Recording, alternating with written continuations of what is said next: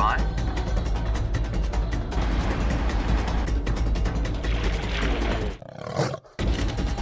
Five, four, three, two, one. You are live, you are live. Welcome to Sunday evening sunset safari. My name is Brent Leo Smith. I have Virm the Wildebeest Doornbank on camera with me. We have James and Brian who are experiencing a bit of technical difficulties on the vehicle. And I'm not the only creature with the wind blowing through my hair this sunset safari. So let's have a look what's lying next to us. Oh, and on cue.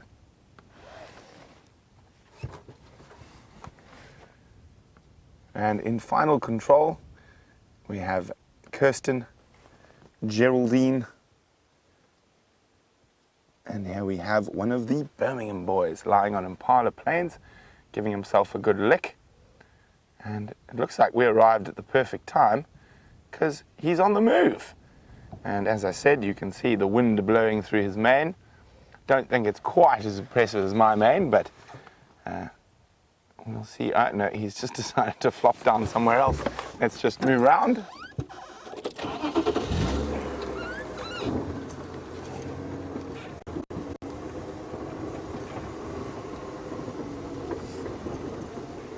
So if you're wondering about this beautiful big male lion we're looking at and would like to ask us any questions about it, then you can do so by sending an email to questions@wildearth.tv or use the hashtag Safari Live on Twitter.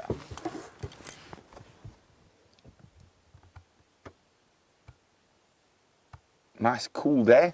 Nice to have his head up.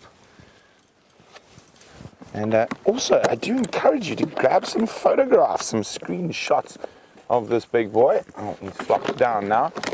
And of course, Murphy's Law as I take my camera out. But if you do take any screenshots and you want to share them, pop them on our Facebook page, which is Safari Live, or use the hashtag Safari Live and pop them on Twitter.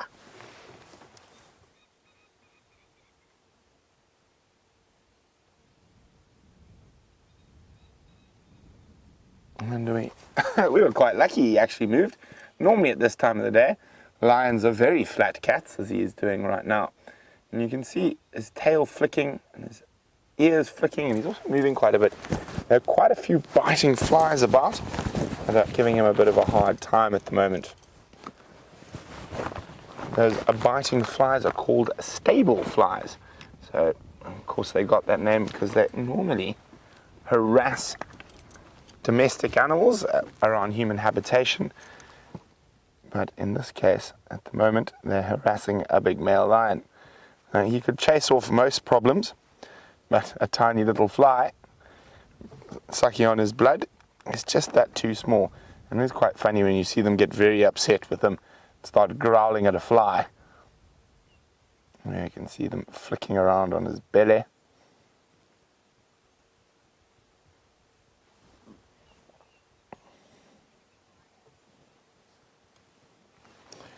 So, the difference between a lion and a lioness is that beautiful, thick mane of hair that he has around his head. And Lizzie Bear is wondering, why do they have manes? Well, Lizzie, they're very, very important at protecting the male lions when they fight. It protects their throat area, which is obviously one of the ways that lions kill, is to get hold of the throat. So this big bushel of hair gives them a little bit of extra protection. And you can see quite thick and luxurious on this gentleman. And it is darkening as he gets older. I'm going to move forward around so we can have a look at his schnoz. See if he's been in the wars again recently.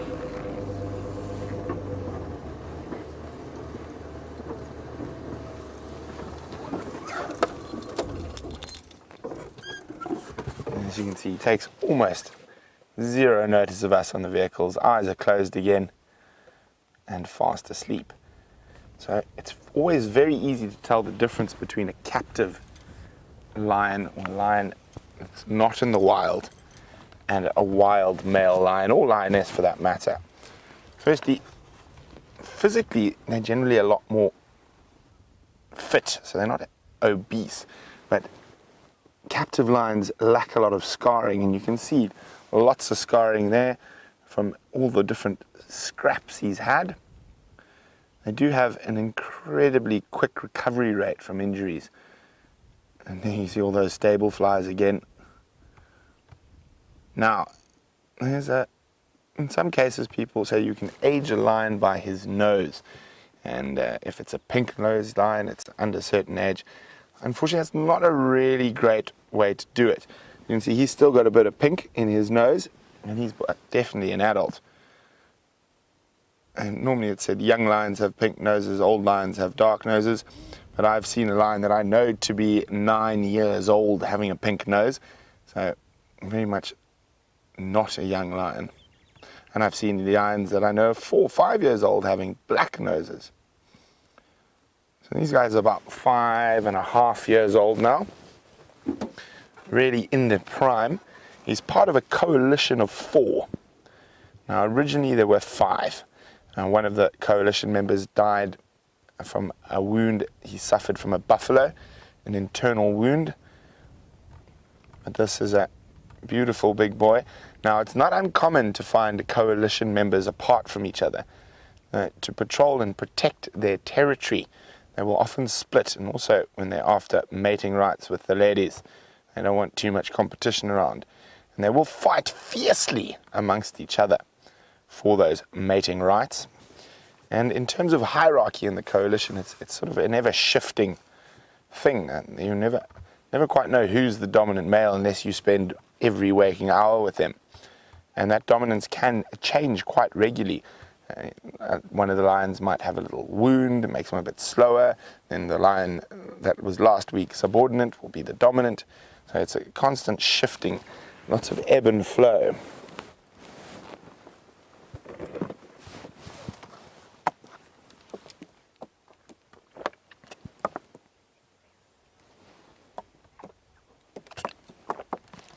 There you go. Ashley's I was wondering what I've just been chatting about coalitions separating. It's very normal for them to separate. And they all 4 were seen together a couple of days ago to the north of us. So it is normal for them to separate, and enables them to cover more distance in terms of scent marking and calling and defending their territory.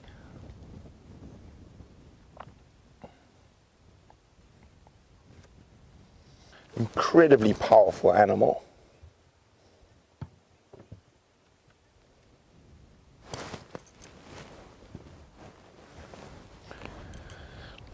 So Debbie's asking, have the boys met any of their cubs yet?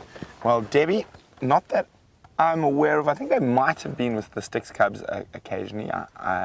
Unfortunately, those lions are outside of our Traverse zone at the moment. But and Debbie's also wondering how will they behave. Debbie, it all depends. I have seen male lions eat their own cubs, but we cannot be 100% sure that they are their own cubs. I mean, there's a very strong likelihood. But in quite a few areas, a lot of interesting research is coming out that about 50% of the cubs born are born to sort of lions that have a different tact. And generally single male lions in an area like this are going to battle to ever take over a territory when they're competing with 4 or sometimes 5 male lions in coalitions. So what they do is they hang on the peripheries and they mate with these females, and that's their strategy to pass on their genetics. So quite often the males might think they're their cubs, but they're not. I think the most interesting and most well-known case was in Etosha in Namibia, where it turned out 48% of the cubs had no relation to the pride males at all.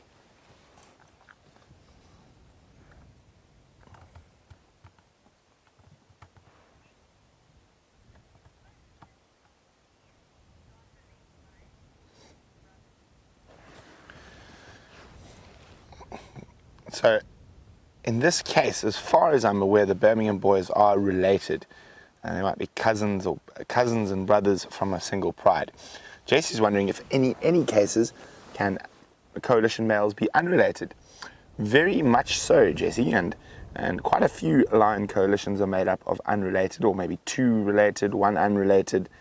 But a very interesting sort of story is playing out at the moment. The young Nkahuma male, known as Junior, has formed temporarily, you don't know if it's going to be successful yet, a coalition with an unknown young male from the north, and they are hanging out to the west. They better be careful, as this guy is around, and they were last seen probably not even 2-3 kilometers from where we are right now.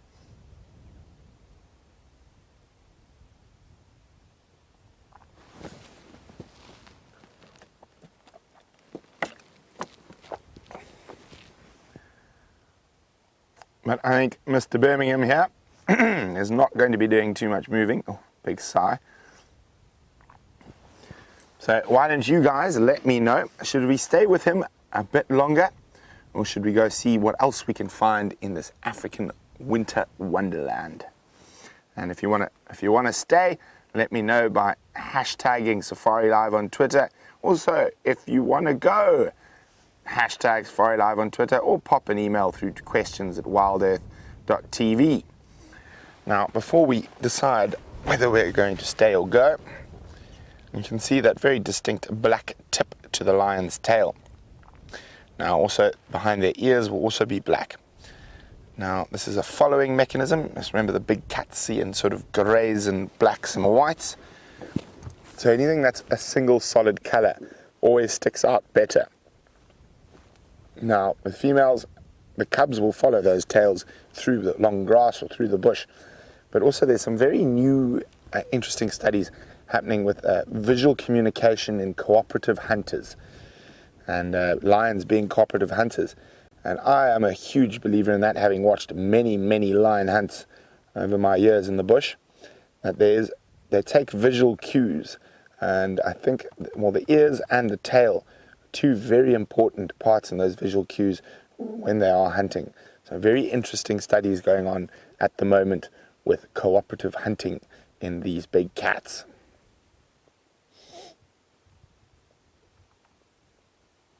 And of course, lions sleep about 20 hours a day. So he is out for the count. Now, Adam's wondering if we get black lions, fully black lions. Now, Adam, that would be a little genetic variation called melanism, where the color hormone melanin is overproduced. I've never heard of melanism in lions. I'm not saying it isn't possible. I know there was some doctored Photoshop photos that did their rounds on the internet a while ago about a black male lion, and you could see they were obviously photoshopped. I've never heard of melanism. Leucism happens in lions, and that's where you get the white lions of the Timbavati. And but black lions, Vim, have you ever heard of a black lion? Nope.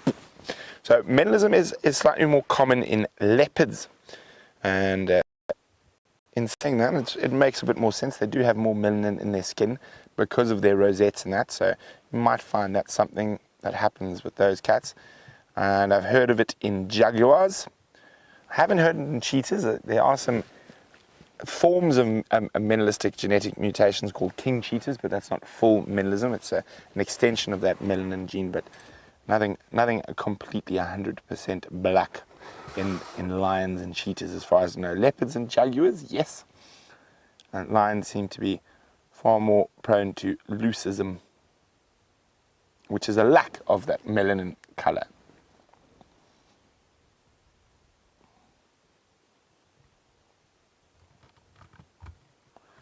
Sleepy kitty. Oh, well, quite lucky he got up and moved when we arrived, though I didn't think he was going to. He didn't move very far. But it is fascinating how, when I started here with the two Matimba males, now they're sort of running around down south. I haven't heard any updates on them for a while, but hopefully I will hear what's happening with them shortly. But the Birminghams are truly well in set as the dominant male lion coalition in this area.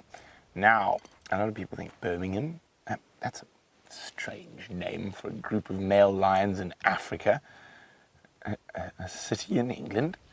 Well, a lot of these farms, when they were originally named by the British surveyors, have got strange names. So they actually come from a farm in the Timbavati Game Reserve, which is called Birmingham.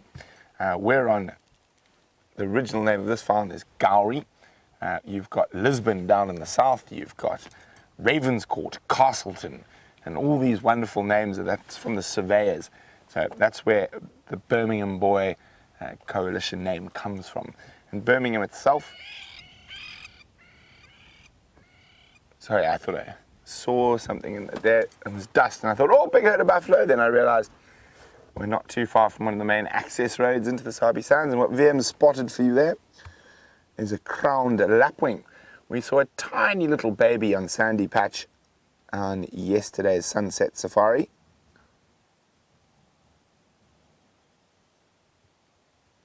So these are little terrestrial birds that you find on the short grass plains. We've got a couple of different species of them. And I actually think, Vim, should we go look and see if we can find that baby now we've got the camera with the super zoom? What do you think? I think that's a good idea. Let's go have a look there. And there was so much lion activity this morning, roaring and whatnot all over the place. Who knows, we might find another lion lazing about somewhere else. Bye-bye, big boy. See, not even a lift of the head as we leave.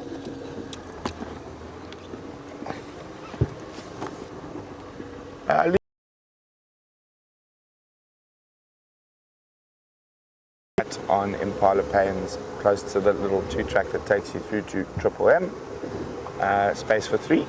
So what you just heard me there was update the game drive radio.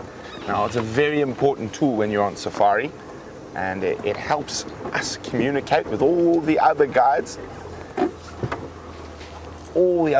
in the area. And someone's just replied to me, copy, thanks Abel, yeah, that one I don't think is going to go anywhere for a while still.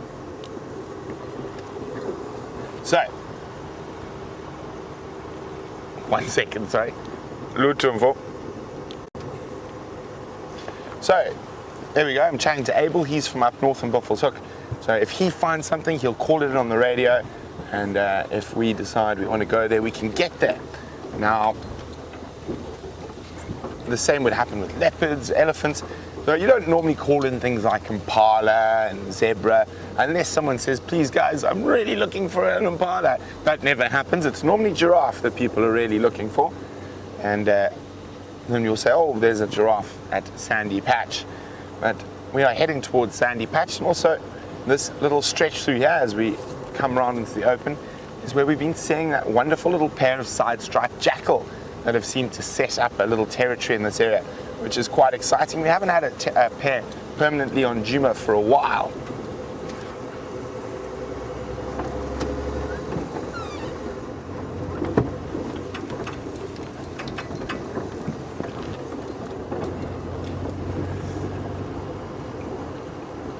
So hopefully James and Brian will be out soon.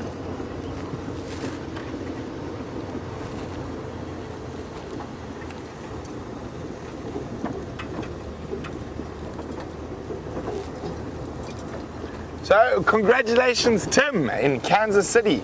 Tim said he's just booked a trip to the Sabi Sands next year. So, huge congratulations. Now, we've seen the largest member of the Order Carnivora. Now, the Order Carnivora is all the meat-eating creatures that live out in the world. Well, we've seen the largest member of the Order Carnivora in Africa. So now it's time to have a look at the smallest member of the same order. Now, let's see if they pop out for us. Oh, there we go, one little head out. Saw quite a few of them there. This is the little dwarf mongoose.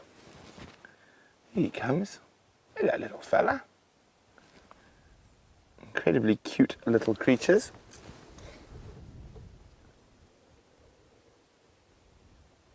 Quite decent little hunters as well. Had lots of little insects, spiders, scorpions, small snakes, small rodents, grasshoppers. Live in groups of about, normally around 15 to 20, sometimes as big as 30.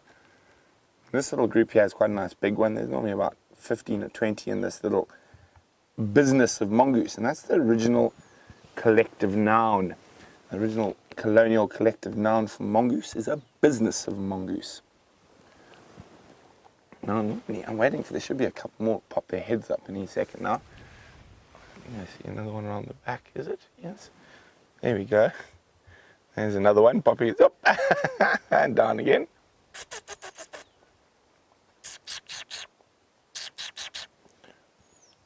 Oh, to the right there, they're popping up that side now. Hello. So they have quite an interesting social structure. They are led by a dominant pair, and the dominant pair do all the mating, and the rest of the business look after the babies and make sure the dominant pair are well cared for. Oh, they've ducked around the back side of the termite mound. They should pop up again now.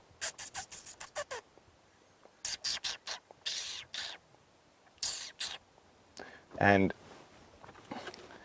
now, where there's most animals that live in communal groups fight for everything. When, say, the dominant pair, one of them expires, and they're now having a competition to see who's going to be the next one to take the place.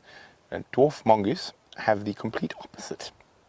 So what happens when one of the alpha pair dies, and there's sort of two of the same sex that are almost at the same rank trying to fulfill that position, instead of fighting to the death, as which would happen in most animals out here, they have a love off. They basically lick and groom each other till the other can't groom anymore. So whoever's the most loving wins the next spot and takes that alpha position in the business. And they literally look like little drowned rats. They're licked so much. Oh, and look who's sitting above them. Not uncommon at all. There's the yellow-billed hornbill. They actually have an association with dwarf mongoose, and it's very common to find them together.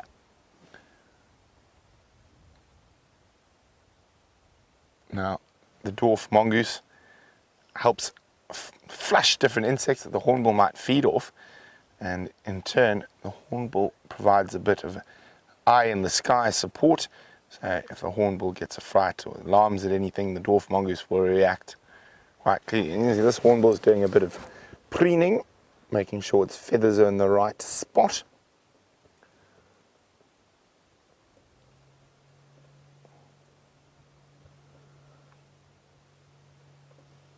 There we go, nice and fresh and clean with the hornbill. Well, the monkeys are being a little bit shy, and that's not unusual in this sort of cold, windy weather.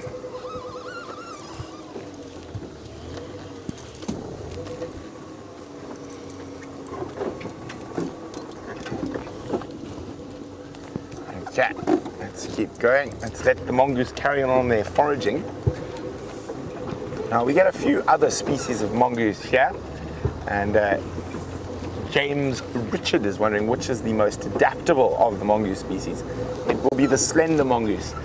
They can occur through the widest variety of habitats, and they are not a communal animal. They live solitary lives and only coming together for breeding. And the only time you'll see more than one slender mongoose together is if they're mating, or if it's a female with babies.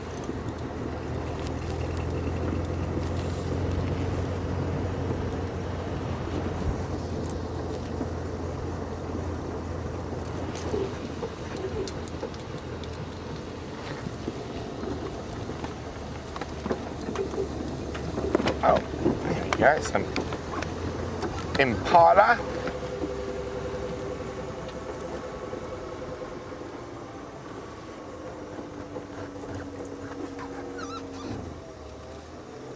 There we go. Hello, impalas. A little bachelor group of male impala. All the boys with no girlfriends. Very, very beautiful, elegant antelope. And the most numerous antelope in Africa. Being so numerous, hopefully we'll see a few more of them. I mean, they keep moving on towards Sydney's waterhole. While we do that, Safari Dean was saying, well, when another mongoose dies, will they eat it? Well, not normally, because when the mongoose normally dies, it's normally eaten by something else. But no, dwarf mongoose are not known cannibals. But the second part of Safari Dean's question was, how many predators are cannibals? I've seen lion, leopard, and hyena. I think I've seen them cannibalize on members of their own race. Nah, nothing really much else outside of those three.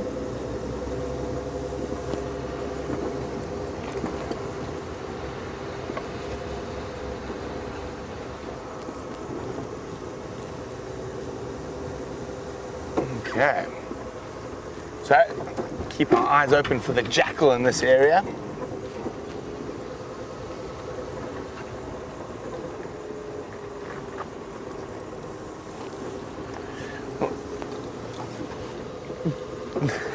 Debbie says the Victorian names, collective nouns for the animals are so interesting. She wonders who dreamed up a dazzle of zebra, a business of mongoose, a parade of elephants. Well, Debbie, I'd imagine some Victorian. I'm not sure who. Out there's Abel. He's on his way to see the lions, or the lion. Hi, Umfo. Chap chap. Hi, everyone. Hi. Very good, thanks. There's a lot of stim for you. Okay. Enjoy, guys. Good luck. Okay, so they're off on the way to see that male lion we're looking at a bit earlier. And we're going looking for those jackal that I've seen around here quite a bit recently.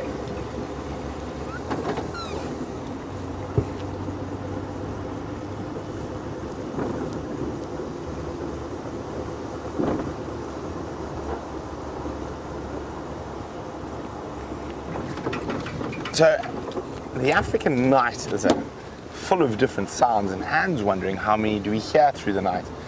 I'd say at the moment the most predominant animal we hear at night is elephants, but most nights hyena, lion, elephant, impala, sometimes zebra. I'd say those are the most common. Okay, we found those jackals napping around here, or all around this area recently. So let's see if we can spot them again. Last time I saw them was right here.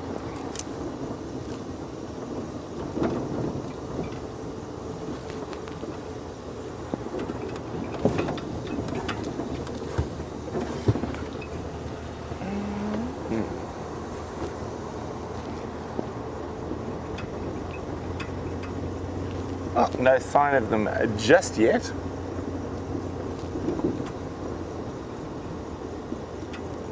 So the side-striped jackal, such a fascinating little species, and they are far more omnivorous than their cousins, the black-backed jackal. They eat a lot more fruit and vegetable matter, less meat. Of course, if there's meat available, they're definitely not going to say no.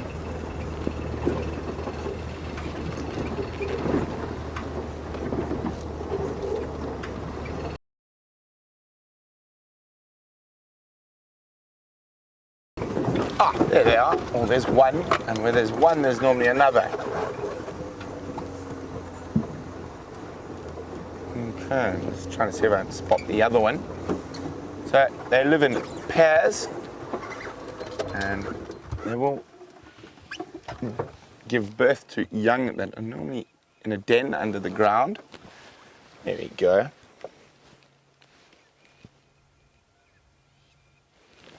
And this is how we've been seeing them mostly, curled up and schnoozing. And you can hear some very unhappy birds about the jackals being around. Now those lapwings had a baby yesterday. It was probably exactly where that jackal was. So, I wonder if the baby got eaten.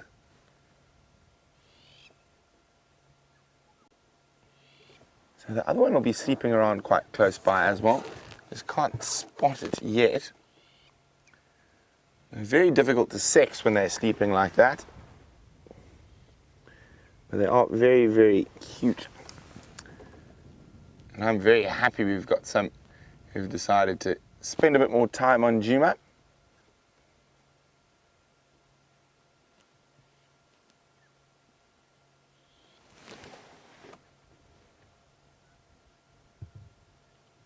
And then again, hopefully if you're wondering where James and Brian are, there's been some mechanical issues on the vehicle, so we are hoping that they'll be out soon. But as you can hear from the purr of Rusty this afternoon, just delightful. Now firing on all cylinders again. All funny knocks and bumps have been repaired. Just an absolute delight to go out in.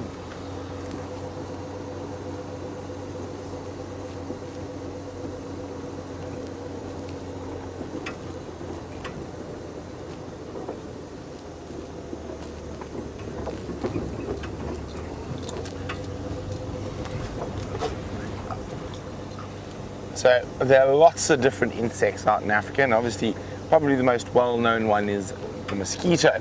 And Kathy in Florida is wondering if we have any problems with them, and more specifically with them and the Zika virus, which apparently is quite a problem in Florida.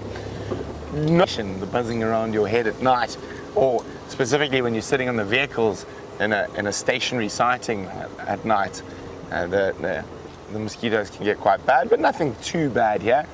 And I consider myself an expert on mosquitoes, having lived in places where I've never, like the Gabonese rainforest, where you won't believe how many mosquitoes. There was a group of scientists who came out from the University of Prague, I think it was, and they managed to discover 9 new Anopheles mosquitoes just in our camp. 9 new species of Anopheles mosquito. Anopheles mosquito is the mosquito species that can carry malaria. Interesting thing about Anopheles mosquitoes, they don't buzz. So the buzzing mosquito that keeps you awake all night is not the one that's going to give you malaria.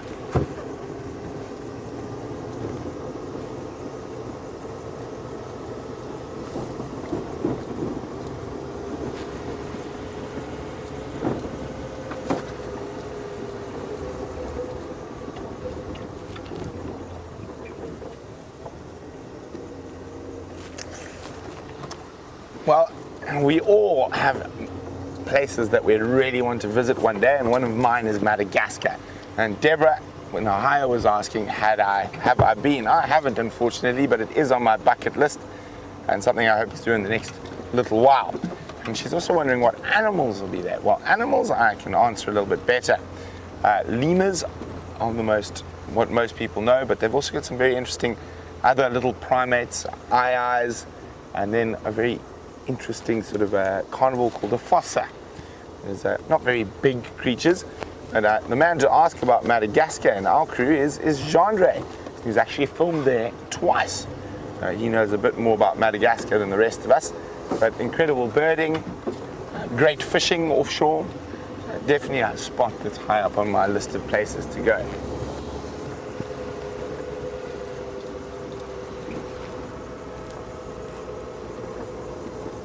So also you might have noticed that Jandre hasn't been on filming on the back of the vehicles much over the last couple of days, or yesterday and today.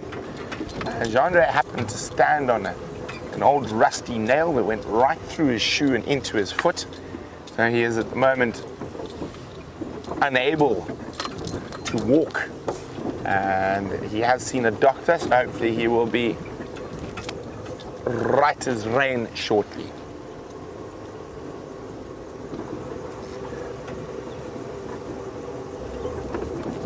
And it's always good in the dry season to come have a look around the water holes.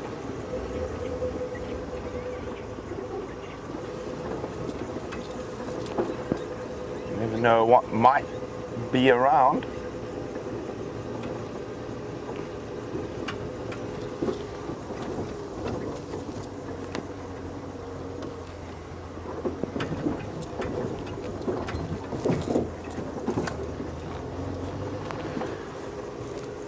Okay.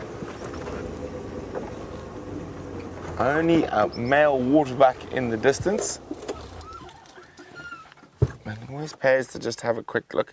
Often you can find elephants, big herds of buffalo, and all sorts around water holes at this time of the year. And there's some hippo in the background. You can just see their backs.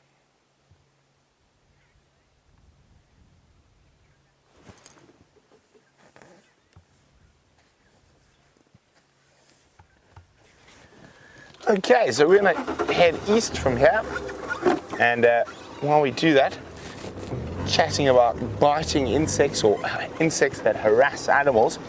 Kathy's ever wondering if any of the animals here ever get harassed by botflies, and the answer to that is yes, Kathy. We get some massive botfly species here. They go into the nostrils and into the lower part of the small intestine, and they've got these incredible sort of hooks on the larvae. So it's basically a big maggot about that size sometimes. These little hooks, and they hook onto the inside of the intestine or the nostril.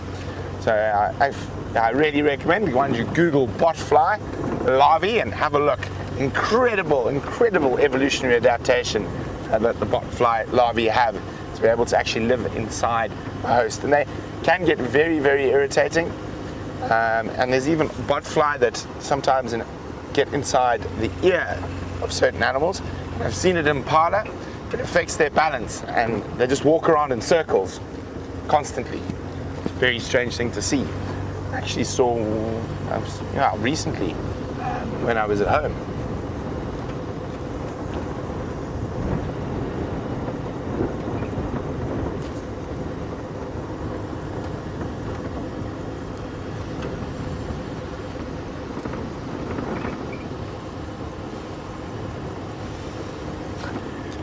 Hi Jesse, Jesse's in Colorado, and Jesse would like to know, why don't the predators tolerate oxpeckers to help with the parasites? Well, they instinctively have to catch things that move, so it would be a very short life for an oxpecker if you decided to start cleaning a lion or a leopard. Ooh, it's getting cold quickly tonight.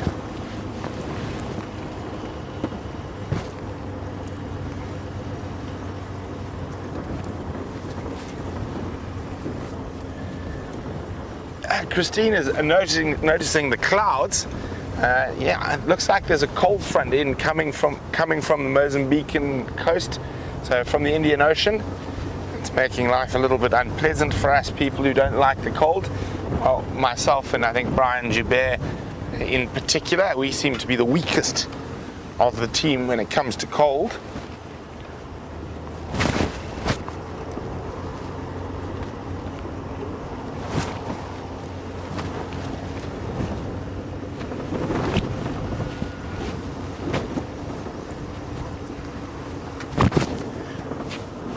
Hi Dee. Dee's wondering if I've ever done the whole safari alone. Well, Dee, I have. Oh, now I'm falling, losing earpieces and things.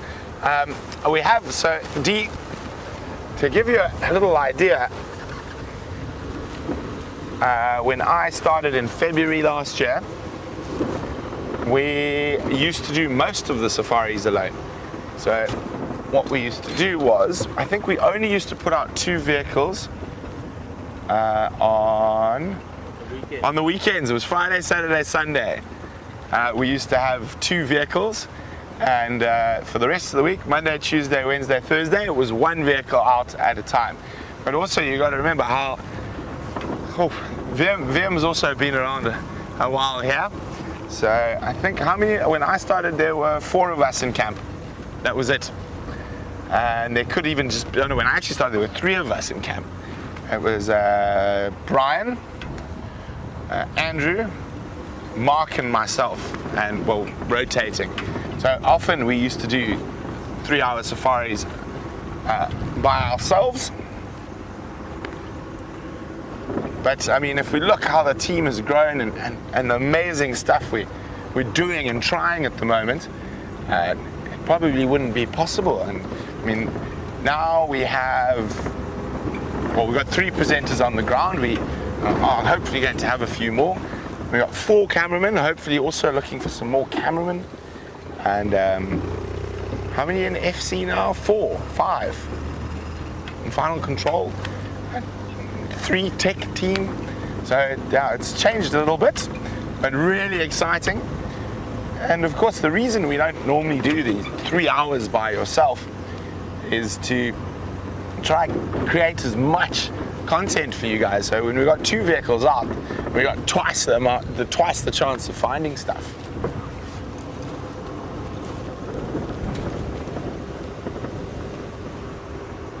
And hopefully Commander Bond will be out shortly.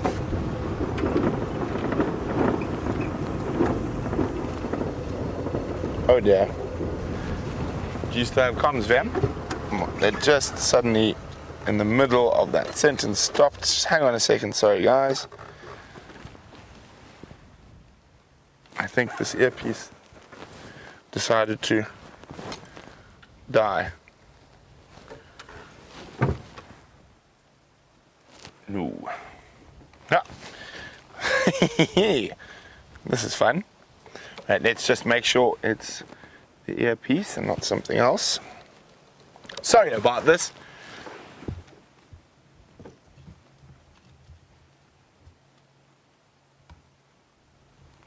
Okay. Right, fortunately, I do have a backup plan. So give me 1 second.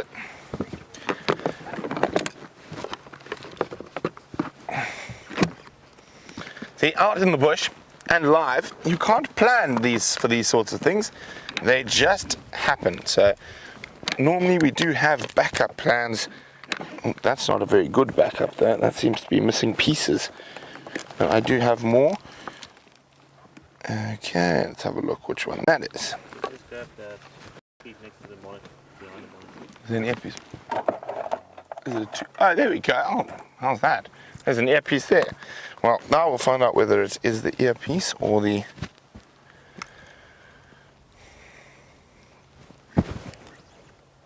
cable. So we are live in the African bush. This is not a show. I mean, it is a show, but this is not us having you on, so to speak. And I don't think it's the earpiece. I think it's the cable.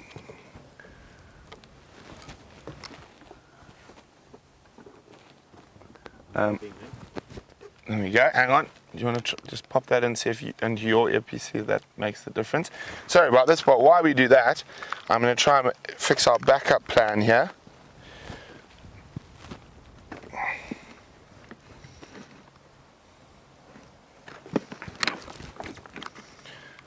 Nope, not that one.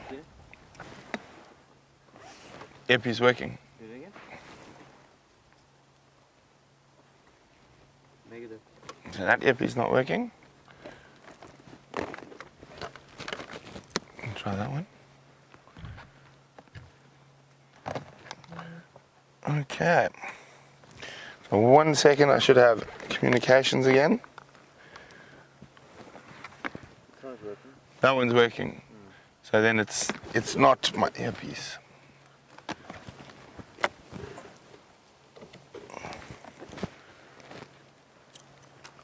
So of course, being able to get your questions is quite important.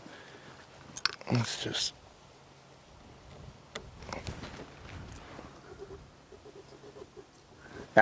okay, so we've diagnosed the problem. It is not the earpiece, it is the cable that the earpiece was connected to. So now we need that piece of that one. We need that piece of that one, I think. So this is how we, oh no, that's stuck together.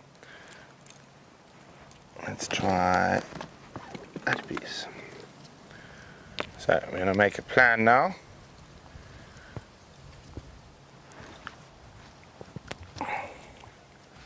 Ken's going to show you the pretty light on the combretum tree.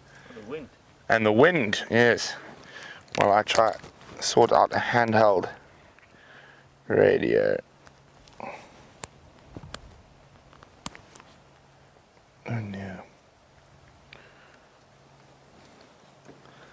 Different sizes. That is not going to work. Okay, so bear with me for a little bit longer, please, while I try to find another plan.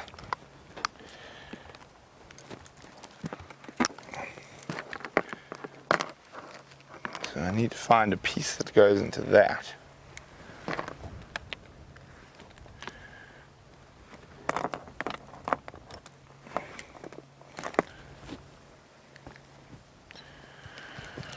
just see if it works first. Otherwise, we're going to have to shoot back towards camp and just get an earpiece from there. Pull out both sides of the Well, that works. So we just need to find a piece that goes in there. Very complicated, this. Oh, do we have another solution?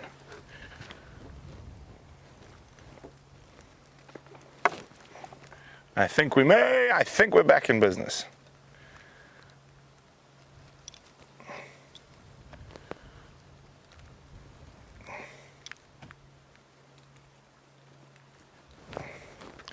What do you think, Vam? Do you think it's going to work? Hope so. Yes, because this is not quite, well, I suppose this is a very real safari experience. So things like this will happen when you come on an African safari, even when you're at the lodges. Flat tires and radio comms issues. And so a very, very real safari experience. Are you getting them? Not yet.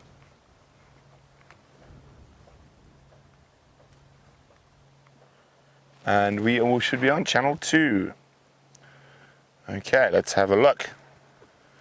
Hello, Final Control, can you? Here we go, we have them. No, there we go.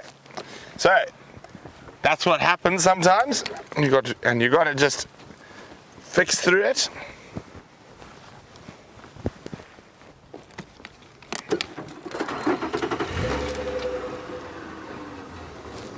So Andreen says Jamie would have fixed that much faster. Well, I think you're probably right. Okay, let's look.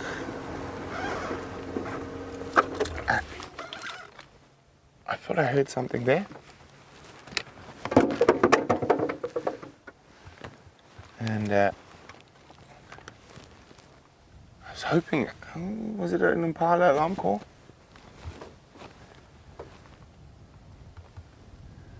Difficult to hear in this wind, but the predators do like to utilize this windy, cool weather for hunting.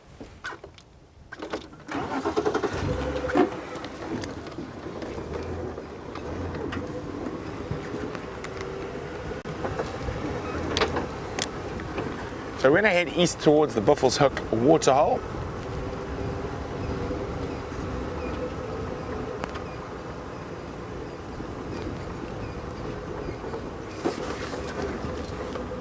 So, as we've been talking about, we hear lots of different sounds at night, and Aaron in New Zealand is wondering what animal has the most eerie or haunting call at night. I'd say in Africa, probably the tree hyrax. It sounds like someone screaming while being murdered. And the tree hyrax, I'd say, is probably the most haunting call to hear at night.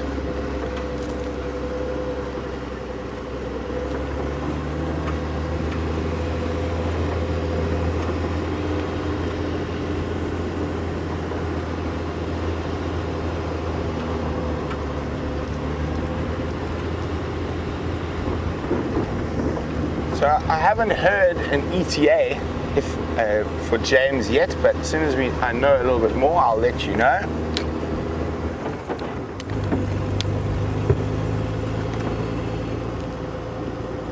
So good news, it sounds like James is nearly out and about to come join us, and that's great because that gives us twice the chance to find animals for you guys. So I'm going to keep meandering down our northern boundary, and I'm going to go see what's happening around the Buffalo's Hook waterhole. I'm hoping that lioness who's got the cubs is going to be in that area. She has been utilizing it. It is the closest water for her, and also a really good hunting area for her. So she has been moving into that area to hunt quite regularly, and we missed her by a few minutes last night.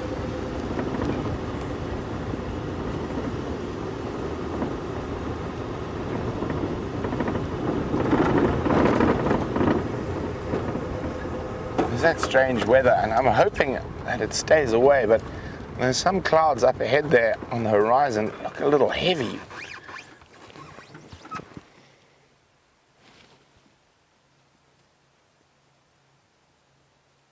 There we go. It's quite dark and ominous. And hopefully it will stay away for a fireside chat this evening.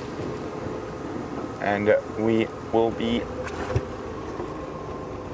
doing it again on Facebook Live.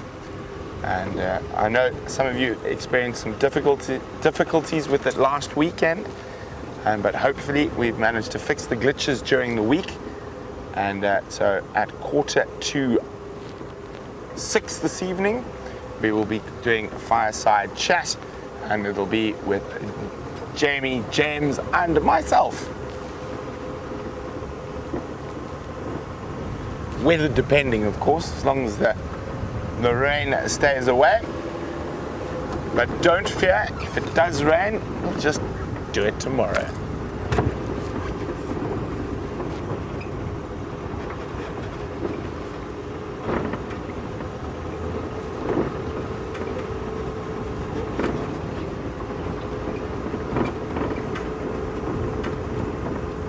The other reason I want to head all the way down to the east, so once I've checked around Buffelshoek, I always like to sort of meander down the southern boundary, just in case Queen Karula has decided to make an appearance.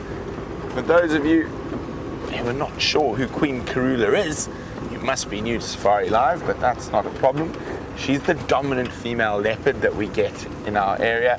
She's also got 2 gorgeous little cubs at the moment.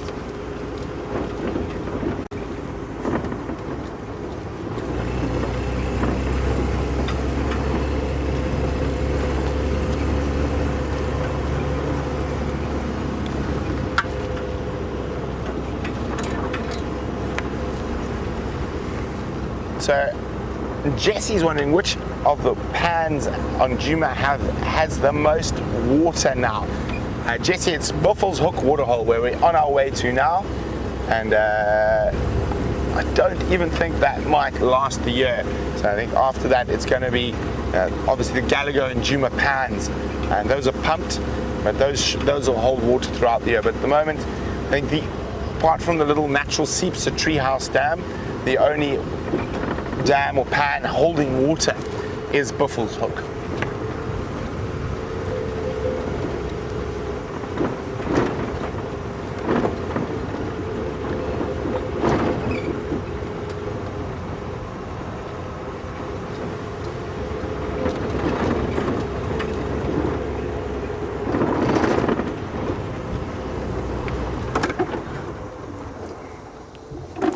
Hello. Oh no, don't run away, fatty boom boom.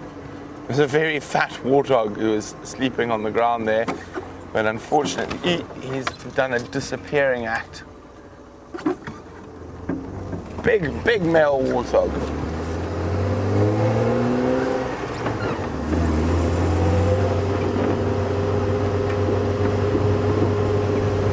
Okay, so we're quite close to the Buffelshoek water hole now. So just over the next ridge or two.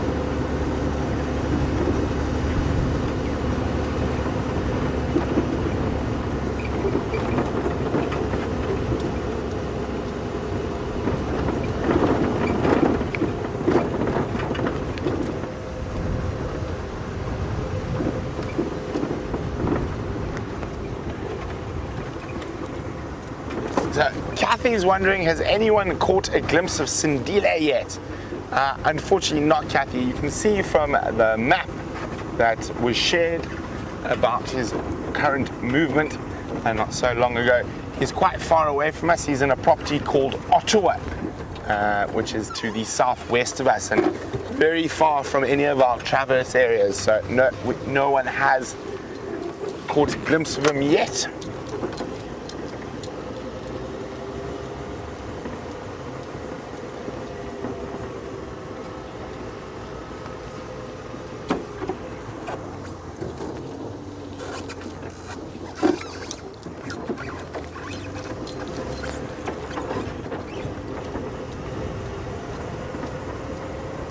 So we're about to arrive at the waterhole. What do you think is going to be here, Vim?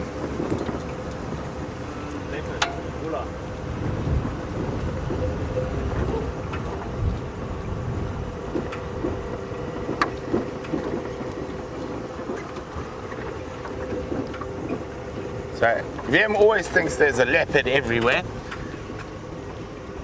but I'm not sure what's going to be there.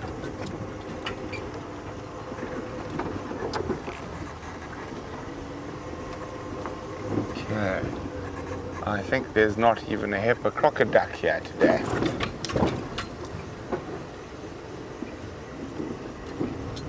Let's check around the corner.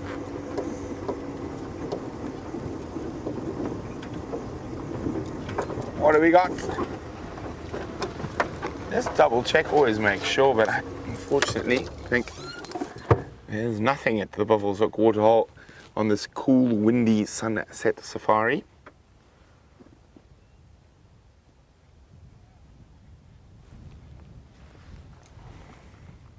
Otherwise, I do.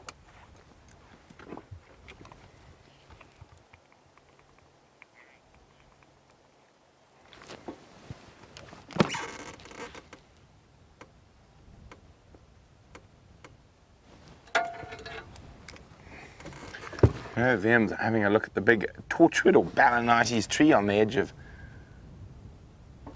the Buffalo's Hook waterhole and the red-billed buffalo weaver's nests that aren't in occupation at the moment. So we're going to move along. So Michelle is wondering, is there a pumped pan possibly in Little Gowrie that Queen Karula is using? I would guess so, Michelle. I've never actually been onto Little Gowrie, so I'm not sure.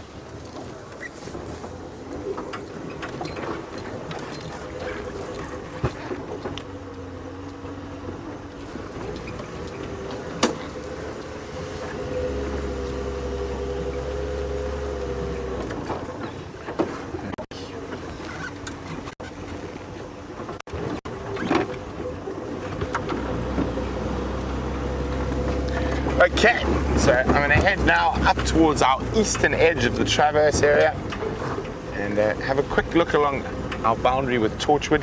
Quite a lot of animal movement around there normally, so always worth having a squiz.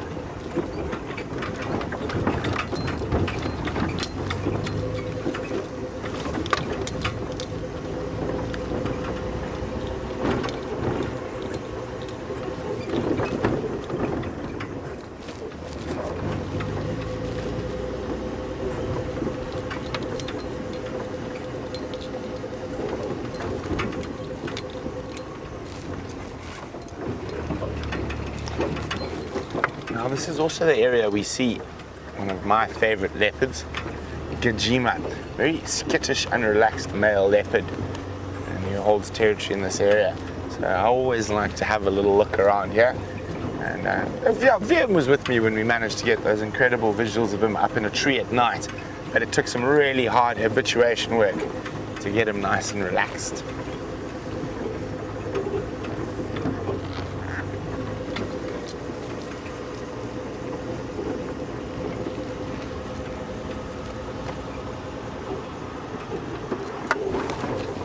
So, Aaron is wondering, who is VM's favorite leopard? VM? I think at this point I have to go Tingana. Yeah, Tingana at this point is his favorite leopard, but I think that's just till he sets his eyes on Anderson. You've seen Anderson, so you still prefer Tingana? Anderson doesn't come to visit. Anderson doesn't come to visit, so there we go, Tingana. And your favorite female? Okay, so VM can't decide, but he says maybe in Kanyeni. Yeah, I think for me, it's definitely in Kanyeni or ooh, it's so difficult.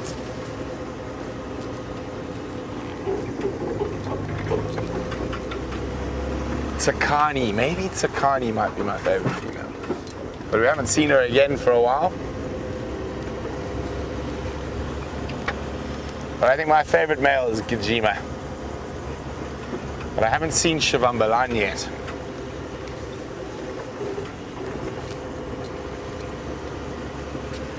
And of course, my old favorite is, unfortunately, he doesn't live around here anymore, is Kunyuma.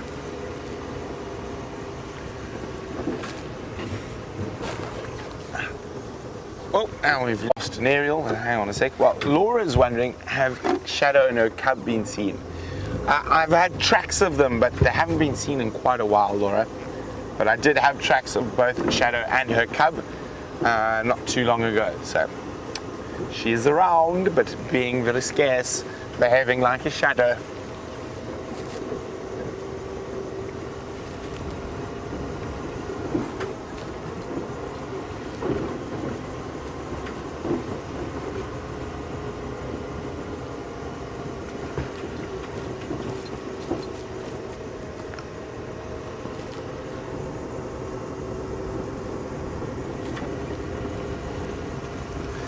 So, and it looks like they've got Wendy up and running, so that's great news. So let's go see what James has been up to for the last, well, actually we know what he's been up to. He's been playing with cars and mechanics, so let him tell you about that.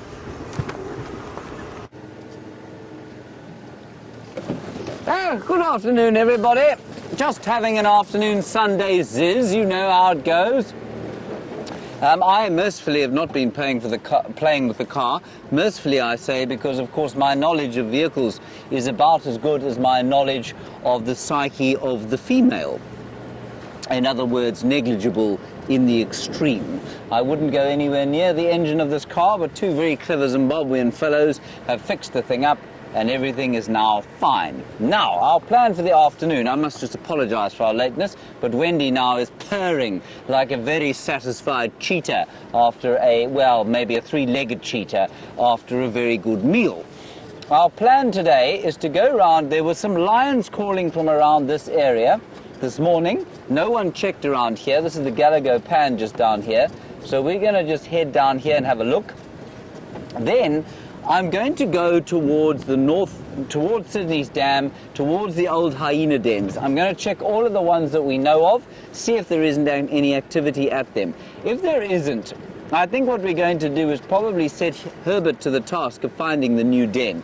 He'll go off on foot, and Steph will be back, of course, tomorrow. Not tomorrow, on Tuesday. It's his son's birthday tomorrow, so he's not coming back. And he will then, I mean, with Herbert, go and walk in that area and see if they can't identify a new den site, because it's now been way too long since I've seen my friends the hyenas. What's the matter, Brian? Is it? It's scratchy. Sorry, everybody. Oh, there's a wire attached to it. Oh, how deeply irksome. And this little spongy is coming off. We'll fix the spongy shortly. Is that better, Brian? There we go. You may hear the ruffling of my wire-like chest hairs upon the microphone. I hope not. So that's the plan for the afternoon. What little there is left of it. Please don't forget we have a fireside chat, truncated version this time, 15 minutes. We'll be focusing on leopards. And the reason it is truncated, watch out there, Brian, is that we are practicing for our TV things that we're doing come the middle of June. Kirsten, what are the dates of those again? And that's only going to be a 15-minute fireside chat, so we need to get ready for that. That's on the 18th and 19th of this month, June. Times to be confirmed. We can probably tell you what times they are going to be this side of the world, but what they will be your side of the world, of course, very difficult to know, because, of course, you are all in different parts of the world. As with Brent, we are just about as alive, so you may send us questions. You're encouraged to do so. Comments, hashtag Safari Live. If you're tweeting, like well, there are no birds tweeting today. It's a blustery afternoon, so they're all kind of hiding in the thick bush. Otherwise, questions at wildearth.tv. Now, when you find 4 very relaxed-looking beefalo bulls, you can be almost certain that there are no lions around here. Hello, fellows. 5 beefalo bulls.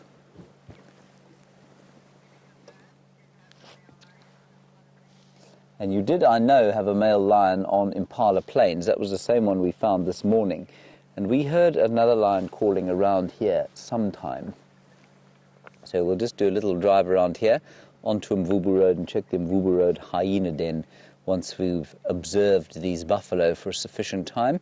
You know, you don't want to go past buffalo, just drive off, you know, like VM might suggest that you do, because, of course, they feel hurt if you just drive past them. They think that they are part of the Big Five, which, of course, they are. They think that they are very magnificent, which in some eyes they certainly are. Brian, to you, magnificent? Not too bad. I don't think so. Brian, there's a beautiful fly. Oh, no, hang on, that's on my screen. It's not, you know, you didn't forget if I said that, everyone. I found a very golden, green and yellow fly on my presenter monitor that I thought was on the lens, but it wasn't. There we go. I think that's sufficient time with the buffalo, don't you, Brian? They look very pleased that we stopped and took cognizance of them. Right, thank you, fellows. We're going to press on. It is a blustery day. Oh, that sounds, yes, like the three-legged cheetah Wendy is. Quite a windy day. Clouds have come over, a bit of a front rolling through.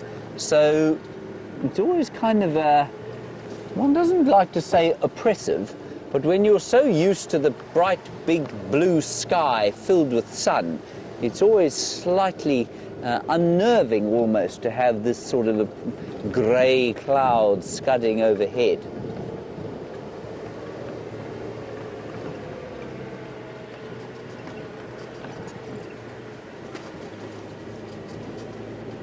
In this bush here, you see the bush in front of us that I'm not going closer to purposely. There are a whole lot of finch-like birds. Oh, there is a very nice sighting, thank you, Brian, of a fork-tailed drongo. And just to the right of that, there are a whole lot of little finch-like birds. And I just want to wait here and see if they come out. And while we do that, because I think there might be what we call a green-winged pytilia there. And a green-winged pytilia, of course, is a very special greenish, reddish bird. So let me answer our Beard's question.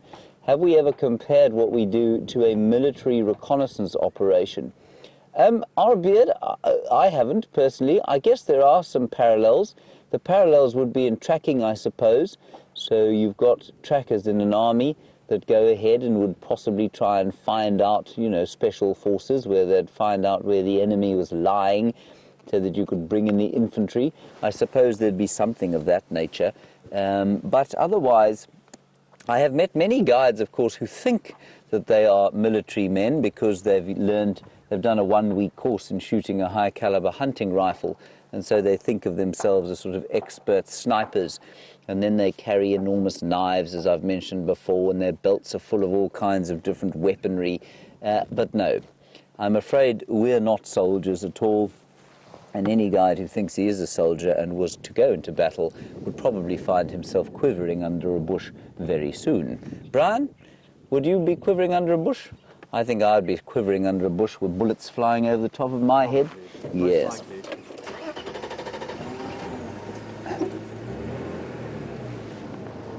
Brent, do you want to know why Brent calls me Commander Bond? Because he's very kindly taken up my fantasy, of course, of being James Bond, which unfortunately I'm not. But he's very kindly kind of feeds that. And, you know, he's my friend, so he's prepared to let me go along with the thought that I am indeed 007.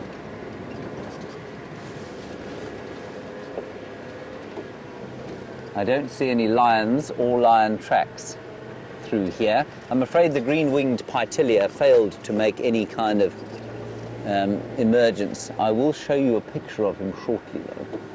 He's very pretty. He used to be known as a Melba finch, which, like most of the old names, is infinitely better than the new one. I mean, what on earth is a pytilia, I ask you, with tears in me eyes? There. Brian, are those lion tracks? Can you see? Possibly, maybe. Potentially, maybe. They don't look fresh, whatever they are. So let's just continue along here. Now, Now, the Mvubu Road hyena den is not too far from here, so I think we'll go and check that one first, see if there's any activity there. No. And then I will show you a pytilia as we drive. Such is my skill, Brian. I may well drive you through a Ziziphus bush by mistake. I won't be happy to. No, you won't. And given that you're much larger than I should be very careful of that. Here is the green-winged pytilia, everybody. That's him. And I'm pretty sure I saw one of them flying into that bush. Green-winged pytilia, aka Melba finch. Small conical-billed ground or grass-feeding sea eaters. It doesn't tell us why they should be called pytilia. Oh, pytilia is actually the generic name. Yeah, very nice. Let me put it back in my little boxy. Very ergonomic is my new box, isn't it, Brian? It is. So compact. So compact, just like me. Yes.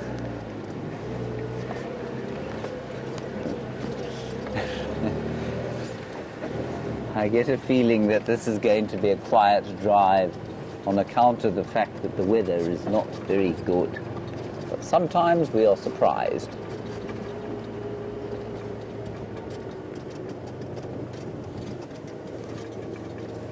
Hello, Becky. You want to know what the most exciting animal encounter I've ever experienced is? Well, it depends what you mean by exciting. Of course, exciting can mean terrifying, and exciting can mean awe-inspiring.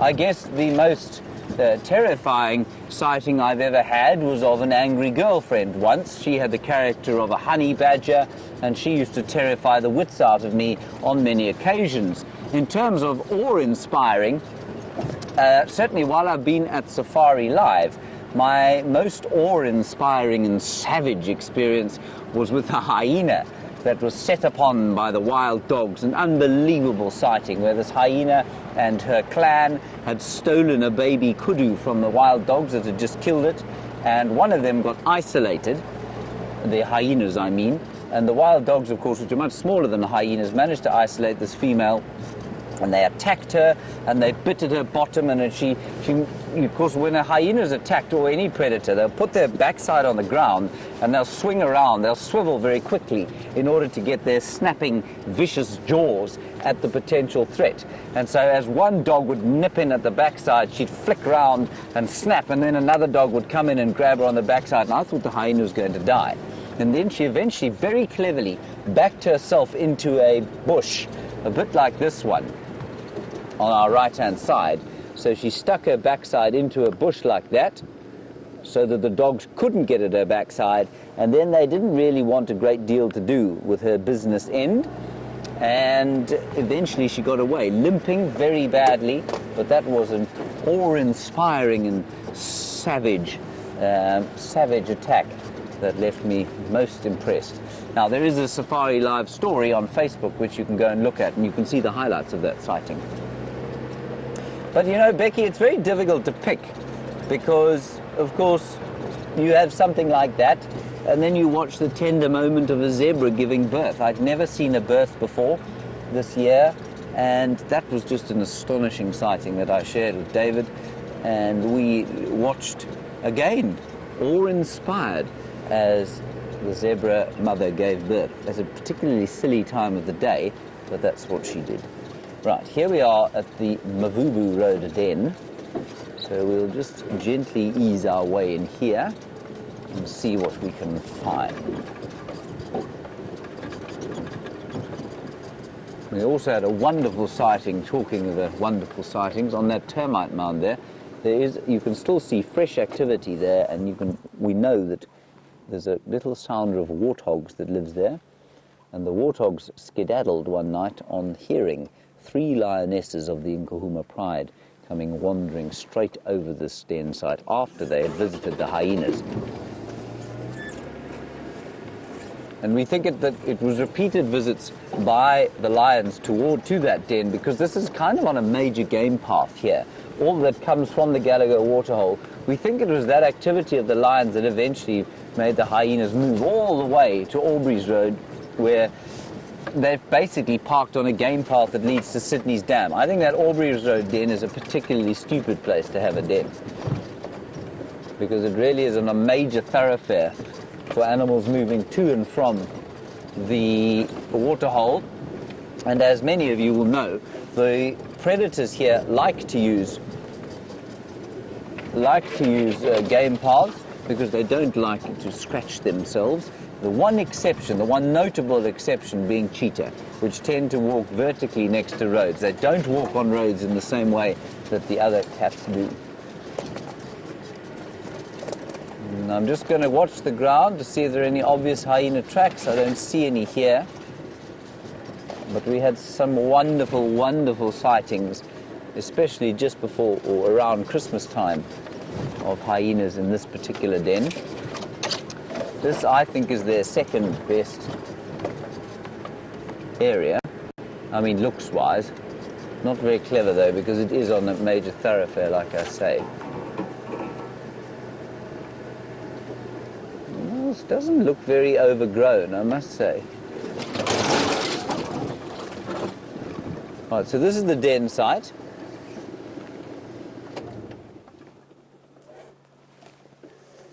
But look, you know, it's difficult to tell, but I don't think that there's a lot of fresh activity here. And just looking at the ground around us, I can see elephant tracks, I can see a couple of mongoose tracks, a few kudu tracks, but I don't see anything in the way of hyena tracks. There are even warthog dung balls here, so I really don't think that the hyenas are here. But you can see very salubrious accommodations, these, set in a grove of tambuti trees, which are going to turn red fairly soon. It will be a very beautiful place. And there we are.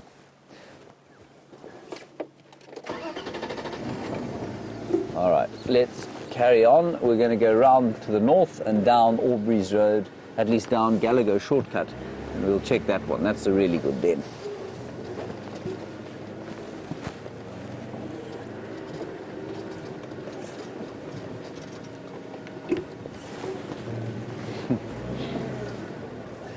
Hello, Kathy. What a very good question you ask. You want to know about the skills of the cameraman. You say they seem very adept at identifying tracks and things, and do they receive special training, or do they do it on the job?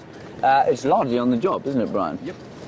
Everything that I've learned on the back of this vehicle. Yeah. So it's always on the back of the vehicle. Nobody receives any special training. You kind of get thrown in off the deep end. I remember David's first drive. Got on the car with him. I said, Dave, what's that track over the side there? He didn't know what on earth I was talking about. He'd never seen a track of anything in his life before. But already, I mean, you know, Brian and VM specifically are pretty good with their tracks. But Dave's learning. Jean-Andre is not too bad, but we'd never tell him that, of course. Poor Jean-Andre's foot is about the size of, well, the size of his calves, really, at the moment. The rusty nail he stood on has rendered him fairly hoppy.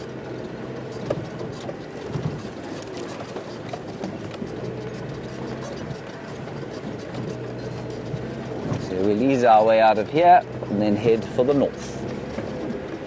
And just one thing I want to show you quickly, if you don't mind, Brian. Well, not that you have a choice, of course, because I'm driving. Ha ha ha. Just look over here.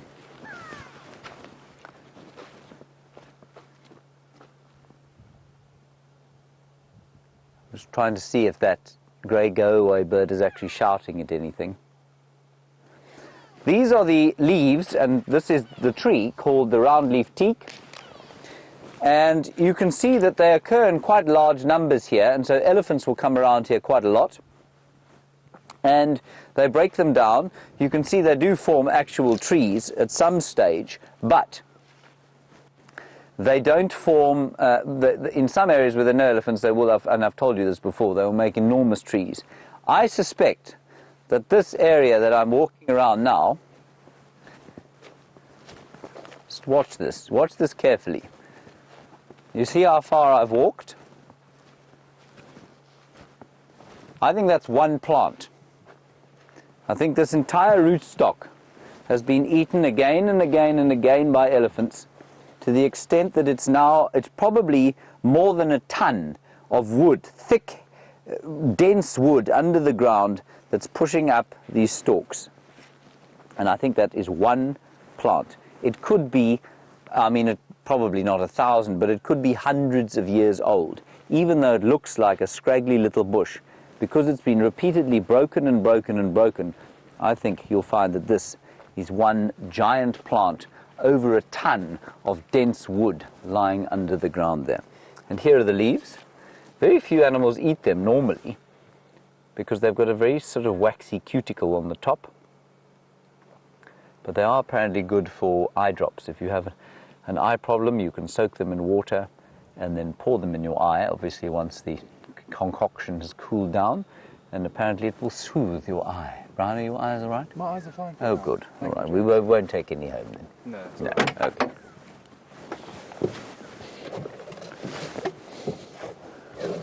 Right. Let me plug myself in. Quick snack for the road. Yes, just a quick snack. I wanted to taste it because I know very few things eat them. It's not delicious, Brian, I won't lie to you. But I've tasted worse.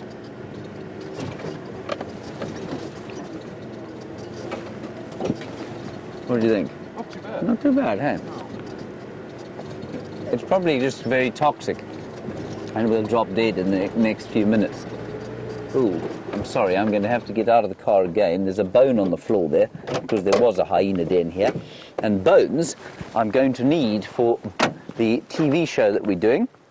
So I'm going to collect some.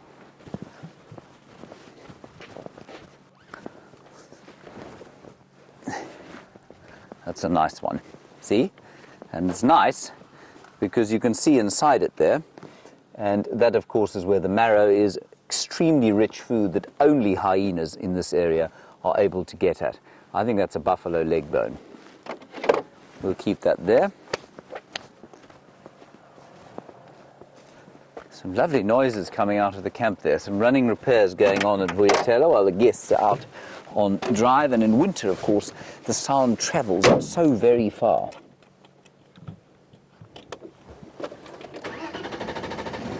Come on, Wendy. Here we go.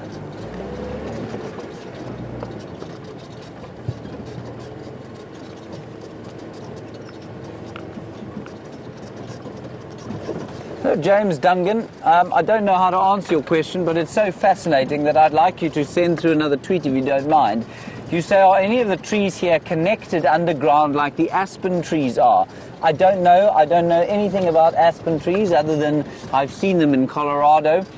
But please will you send through another tweet and just a basic idea of how they're connected, and I might be able to give you an idea. It's probably something similar to that I just showed you.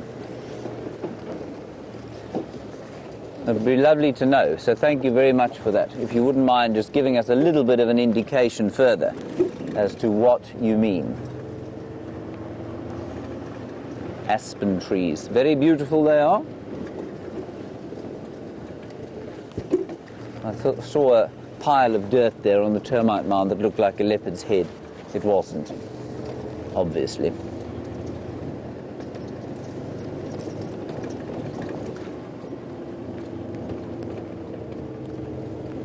Brentley Smith, just to keep you updated, is standing by on Cheetah Cut Line, which is the far eastern area, and the lions seem to be heading that way.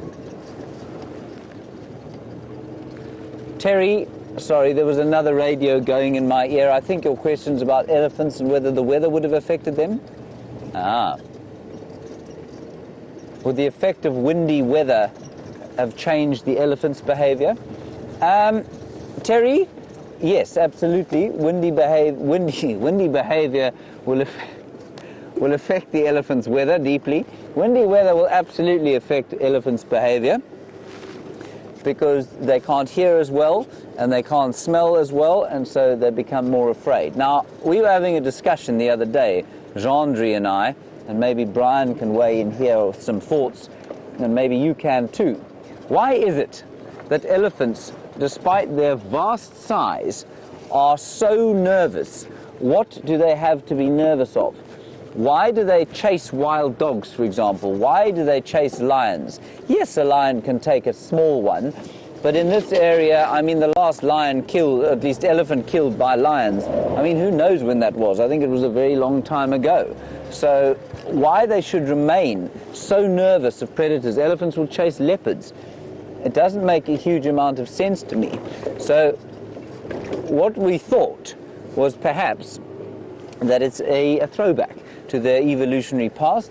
We know that they are very ancient animals, and that they probably, during their evolutionary history, have experienced the big saber-toothed cats, the big mega predators that used to hunt mammoths as well. And because of that, they are very protective, and they remain protective of their little ones and of the whole herd. I mean, even a bull elephant will chase lions, and I mean, a big bull elephant stands almost, I mean, he's almost completely without a predator out here. Anyway, I think that's quite interesting. And certainly windy weather will make them even more nervous and looking around and careful and smelling. Right, while we continue to look for the hyena den, let's head across to the far east of Djuma and find out what Brent Leo Smith is doing.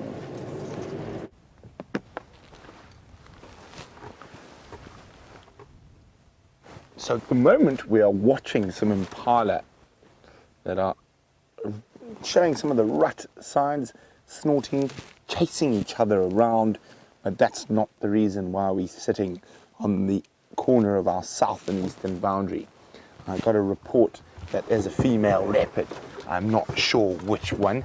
It could possibly be two different leopards in this area. It could be the queen, our dominant female over Djuma, or it could be her daughter, Tandi.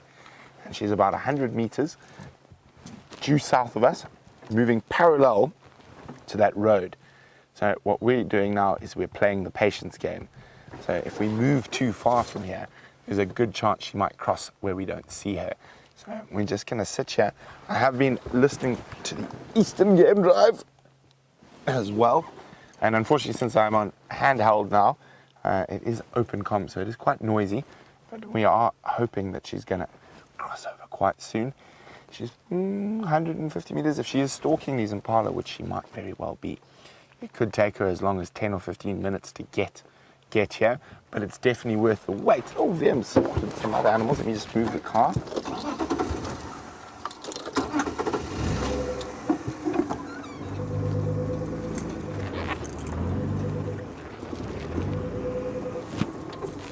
Here we go. Oh, let's turn a bit more. I'm trying to get it. There we go. It's a little fluffy baby waterbuck.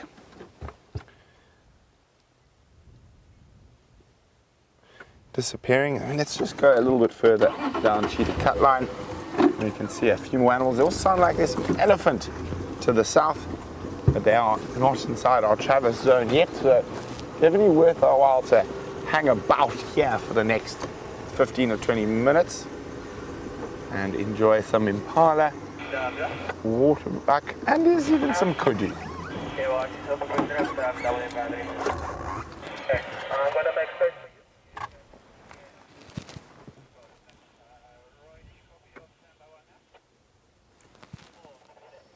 Browsing off an acacia thorn that's been pushed over by elephants. And we've got a female waterbuck and her baby about to appear there, and the impala scurrying about in this lovely golden light. Oh, some little bit of jousting.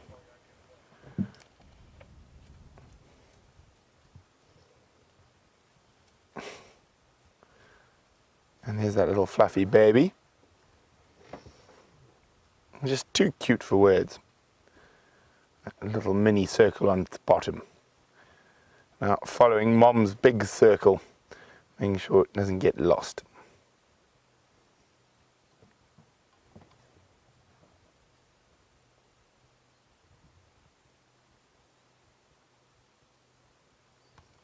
And the female kudu is about to almost walk into frame with him. She stopped for a snack though.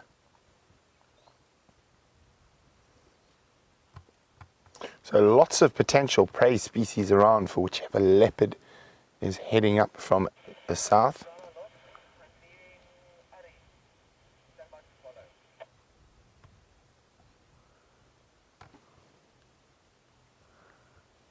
Very serene setting that might be rocked shortly.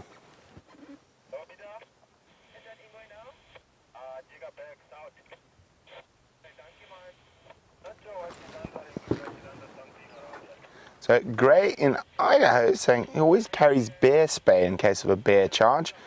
Is there anything that we carry? Oh, he's got an itchy chin, that impala.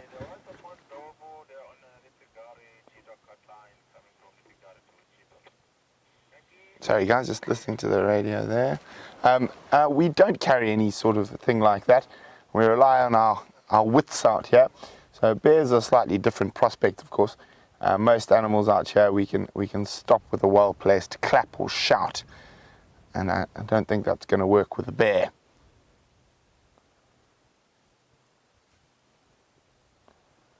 And see he's actually standing atop an impala midden. And see all the dung there. Oh, he's going to add to the midden.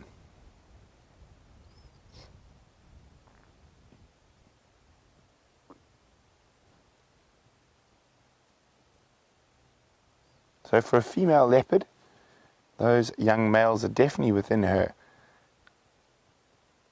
grasp. Also, that baby waterbuck. And as well as there is a young kudu. I can't see it just now, but floating about. Oh, look at the little boys jousting. They're too young to really be fighting seriously for mating rights. So that'll be practice for next year when they should be big enough to.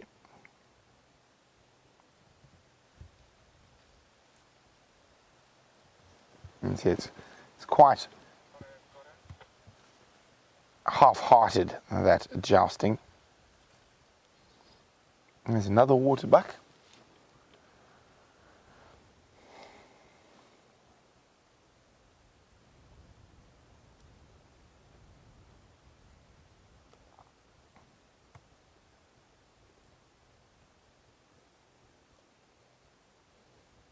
Another big female.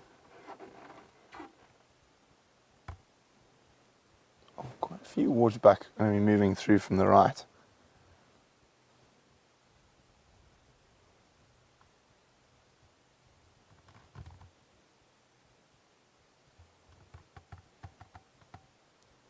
Oh, the jousting's still going on there.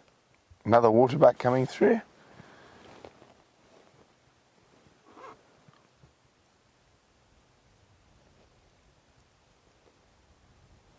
Lovely soft light.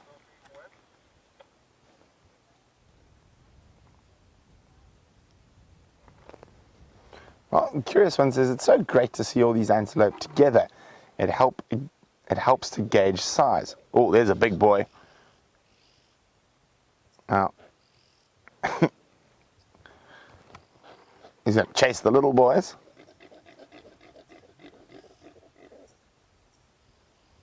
So even though he's exerting dominance over the little boys in the bachelor group, he doesn't have any girlfriends.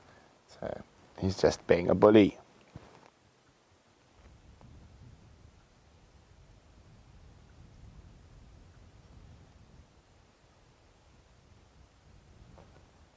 There you go. You notice a lot of antelope species will do that. Very waxy substance that they leave that the other species or the other animals of the same species are able to pick up on.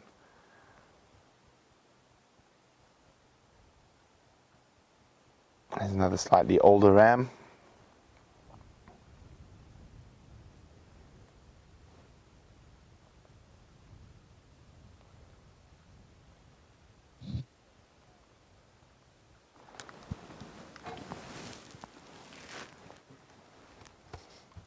There you go. See, they're all moving off into the bush there.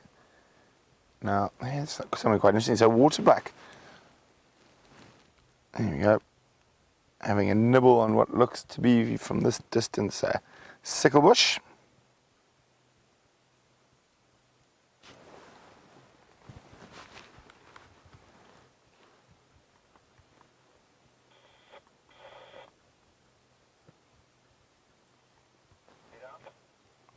this up.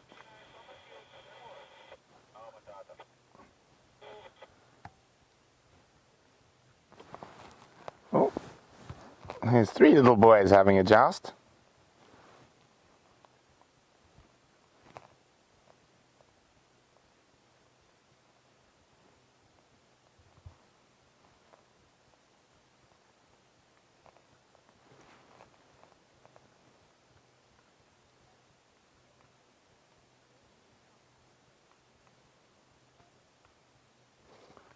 Okay, so we're going to keep waiting out. I need to keep listening to the radio.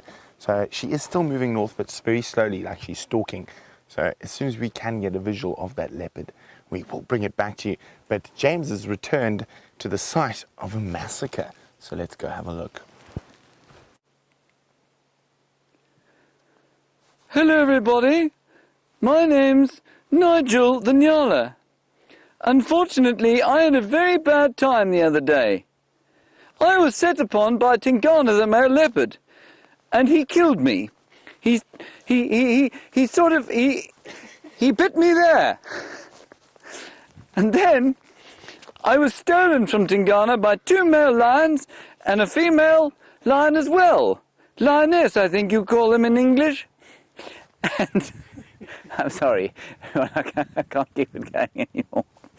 Anyway, this is the Nyala that was eaten. It was killed by Tingana, and then it was eaten by the 2 male lions that came on the Birminghams, and there was a female with them, and she got almost nothing of it at all. So I think Tingana probably had a fairly decent meal, although he did kill a warthog the next day. And, well, this is all that's left, and we're going to try and take this thing with us and put it on the back of the car so that we can use it in the tent. This is going to be fairly disgusting. Good luck, Brian, with the smell. I don't really want to touch it other than for the horns. I'm going to drape it over the top here.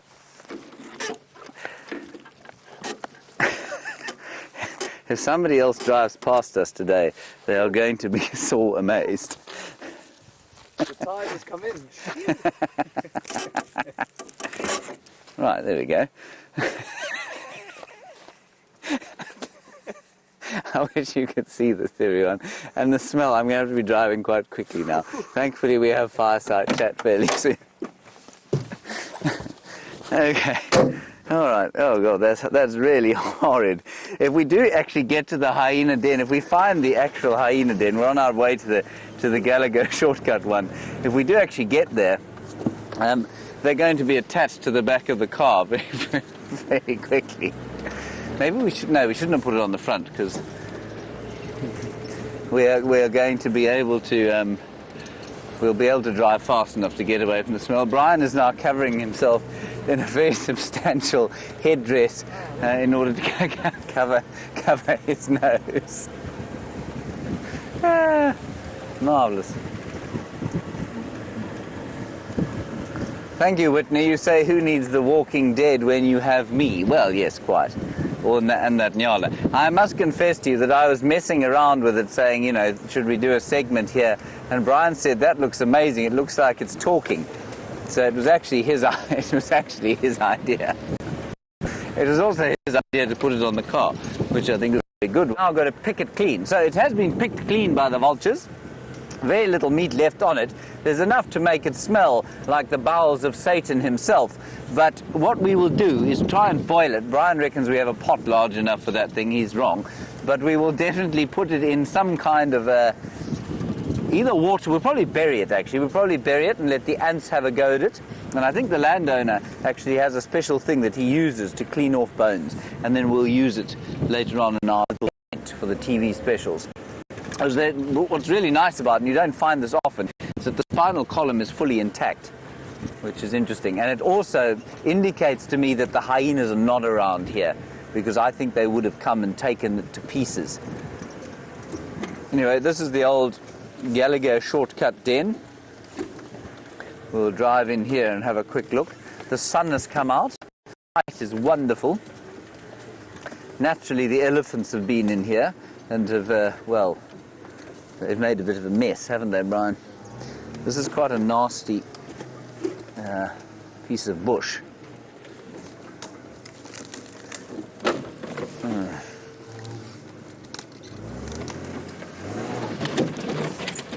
Yes, you don't want that in your eye. You'll leave your eye behind on it. All right, Brian? Is our friend still with us? Brian, it smells like really bad dog's breath. That's a really good way of putting it. Yes, if there are hyenas here, they're going to perk up immediately. No, I don't think they're here either.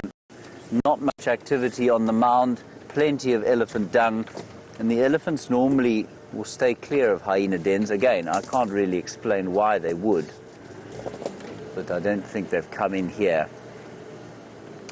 No, I don't think there's anything fresh here. So what we'll do is go and do one more check at the Aubrey's Road den, and then after today, I think we'll have to hand over to Herbert and see if he can't find them.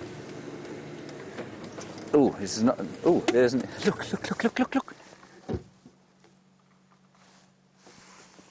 Isn't that cool? Just popped its head over the top to come and say hi. Oh, that's too sweet. Obviously, a bit like a human being feels safe climbing onto a termite mound. This is a very young elephant, everyone. He's probably about 2.5, 3 years old.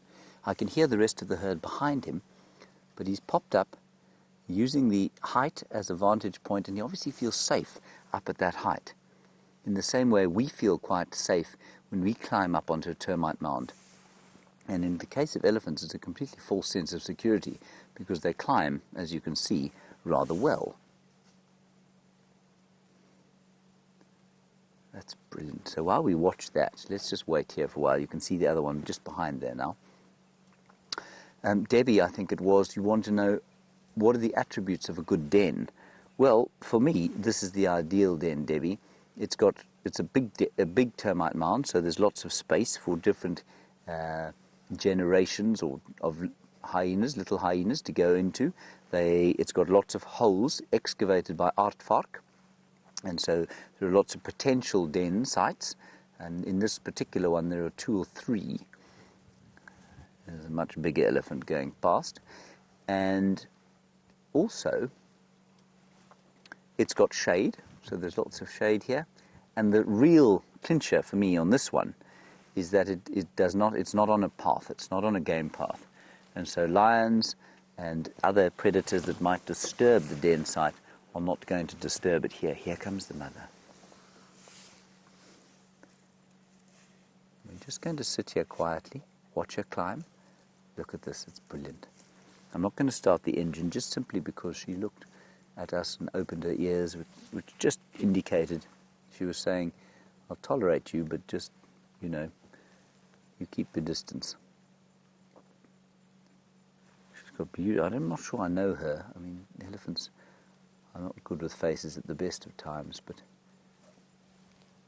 I thought initially that she might be the young mother with the third of her trunk missing, but it's definitely not her. She's got a complete trunk.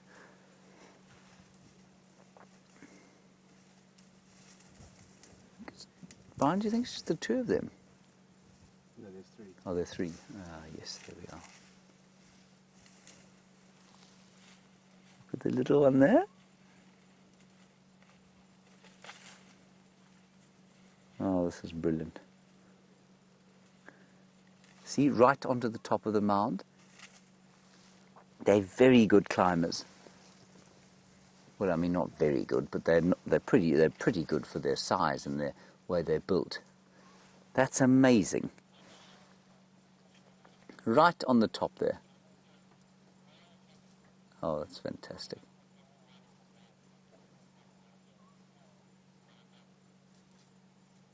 So they wouldn't be doing this, I don't think, if the hyenas were here.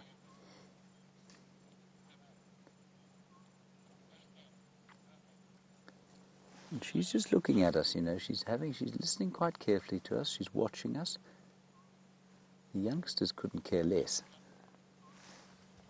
But she's paying very close attention, and there's another sort of rustling in the bushes up, down to the left of your screen, and I think there are more elephants there. There she goes up to the top. She's just stuck her trunk right down into the hole, exactly into the hole where the hyenas were. This is fantastic. Now what she's eating is a tree called Scotia brachypatella, or the weeping boerbean. Now they grow a lot on termite mounds, and because of that they're often inaccessible to elephants. The trunks go really tall and the foliage is really high up. And so it's difficult for them. Now she doesn't care about us anymore, that's great. There's this little one here. Just see the trunk starting to, the tusk starting to erupt. You can just see a swelling there underneath the eye. That's it. And they're smelling. Everywhere where those little hyena cubs used to live, they're smelling.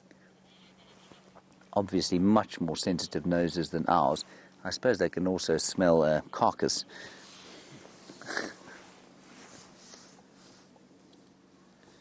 And Jose, you make a brilliant point. I mean, I didn't even think of this, but you have to give it to the termites. They've built this mound that can hold the mass of a fully grown elephant cow. It's pretty impressive.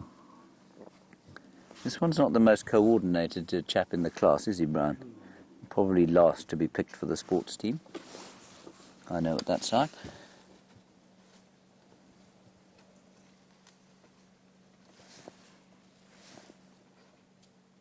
I mean, I'm being completely facetious. Their agility for the way they're built is absolutely amazing to me. And there you can see the one still on top. This one now standing very close to the hole, the main hole there, where the hyenas used to live. So interesting, you know, I haven't thought of this before, but those scotia trees grow on termite mounds, and you know, I always thought it was simply because of the fertility within the mound and the fact that maybe, you know, the termites drag the seeds underground there. Maybe it has to do with the fact that if they don't grow on termite mounds, they don't get big enough to survive because the elephants eat them. I think that's quite interesting. Now, Kathy in Tennessee, you want to know how long I think this thing took to build. I'm so bad at this, you know. You'll read various statistics about how a termite, a group of termites can build just like a soccer ball size in about, I mean, I've seen a soccer ball size every year. I don't believe that for 1 second. I've seen them build a soccer ball size in a day. So it really does depend on the size of the colony. I think that this mound is probably, let's say, 100 years old. Remember, it's not impervious to water, so water will, oh, here we go, there's another big one. Water will absolutely kind of weather it and wash it away, but then it can be recolonized, it can be revisited, and then it'll become active again. So it's very difficult to say how, with any certainty, how old a termite mound is. It's going to be quiet here. They're talking to each other quite carefully. You hear that, Brian? They're making a grumbling noise at each other. This cow doesn't look that happy with us. But we're going to just sit here and be very quiet. She's got rapier tusks, which we don't really want to get on the end of. Unfortunately, I cannot move, everyone. So I'm just going to be quiet now. I'm going to not say anything.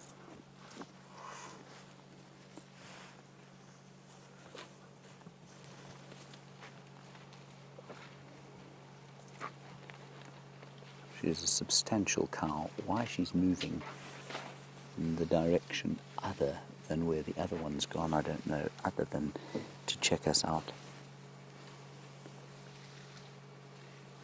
She's not giving any indication of discomfort at this stage, so I think we're fine. I think she's just looking.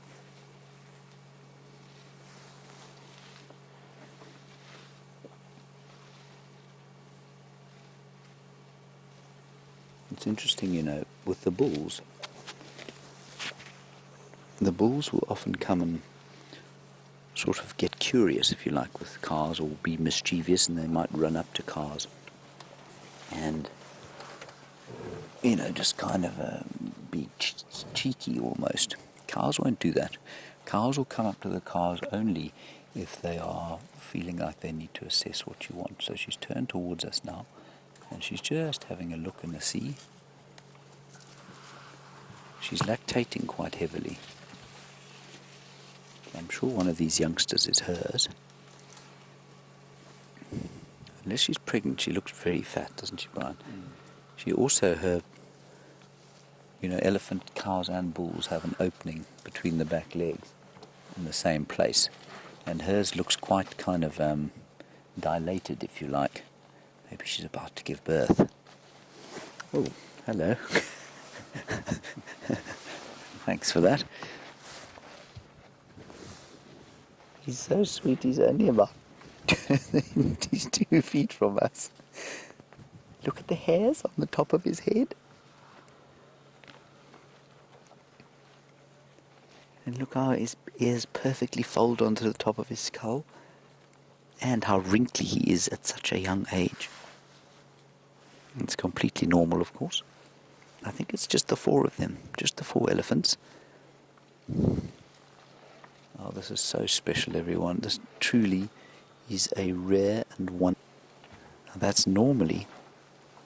He's now kneeling on the floor. I can't see his head. This is spectacular. I might have to try and take a picture, everyone.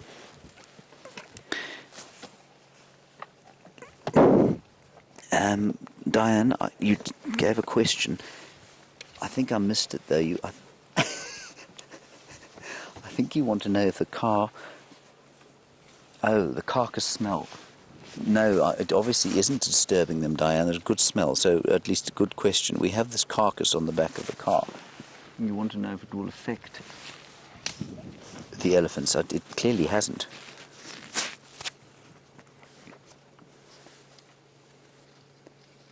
That was just unbelievable. What a rare, special privilege. Young bull, I think.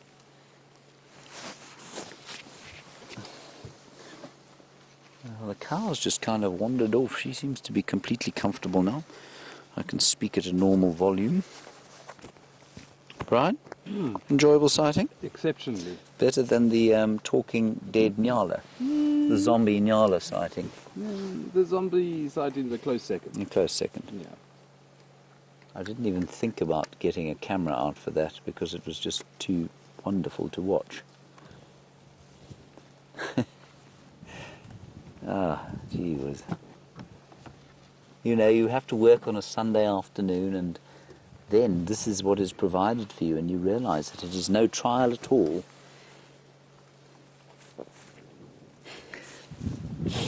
And then you turn around to look where the other elephant's gone, and you see the zombie nyala smiling at you. And you realize that all is right for the world, unless you're the nyala. Now that elephant is getting very stuck into some, probably the last of the green grass growing underneath that fallen tree.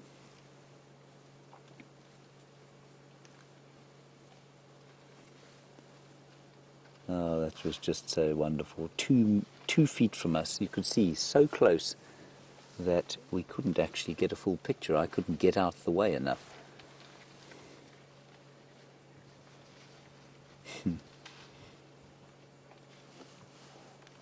I think we'll just sit here a bit longer, everybody, and enjoy ourselves. And see if the little one doesn't come down from the very top. And that area there must smell like hyena dreadfully, but it also, to a very sensitive nose, I suppose, must smell like pygmy kingfisher, because in the same hole that Corky's young cubs lived for many months, so a kingfisher pair, pygmy kingfishers, beautiful coloured birds, set up a nest just inside that hole. And that's quite common. If this elephant manages to climb over that trunk, I will be seriously impressed. I think just testing if... Look at this. Go on, go for it. Looks like he's going to try. Just keep an eye out for his mother. You may get a whiff of the zombie. She doesn't seem to have. What I do need to do, everybody, is just take a picture of Brian's current situation, and then I'll show it to you. There's Brian and his zombie.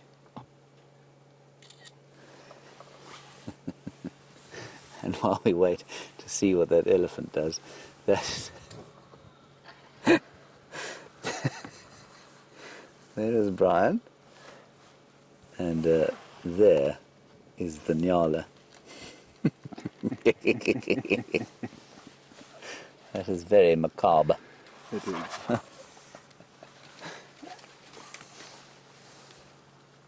Yeah, no, he's not going to climb over there. Sniffing, though, where the cubs once were.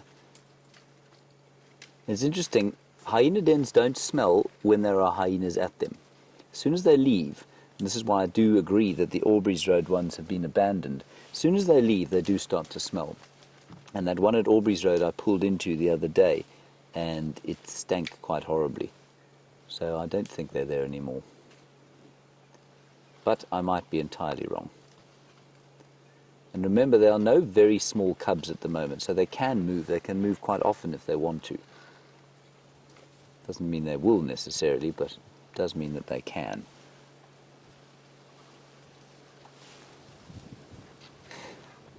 This is a wonderful little elephant bull.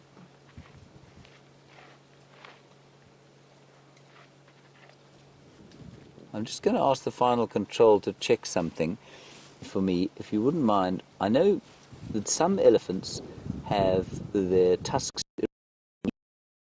bulls, I think it's the bulls, and the cows at 2 years.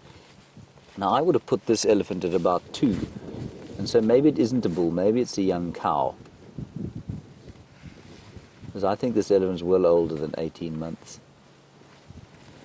But it's almost impossible to tell what sex they are when they're this size.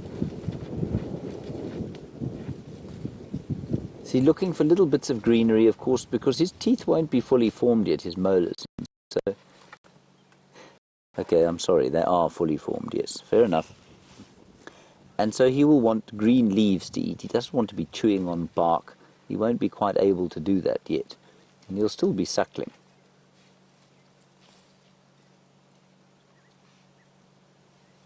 This isn't wrinkly bottom, is it, Brian? I don't know, I had that thought. You think it might be? Potentially. He does have that sort of widely spaced wrinkles on his bottom, and he's right. Yeah, that I've been here. I think I saw him on my second drive.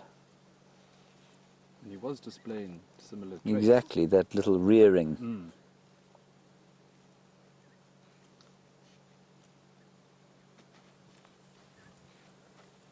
They grow up so fast, Brian, don't they?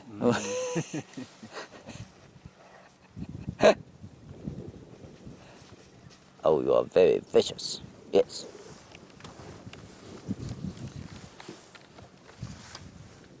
Now, he's definitely having a play. You know, these calves, they love to play because I think they get so bored just eating all day long.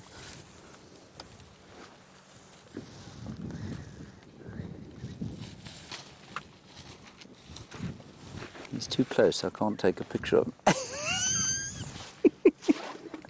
I would say definitely Rinky I would say definitely Rinky Bottom too. Everyone, he's so close. I can't take a picture of him.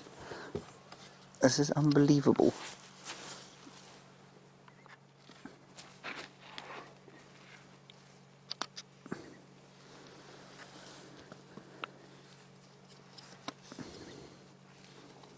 This is fantastic. Wow, what a privilege.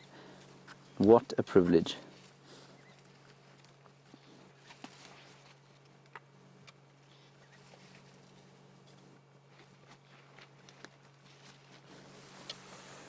There he goes. That was what, Brian? Another 2 feet from us when he did his little rearing. I'm sure it must be him. Let's call it him.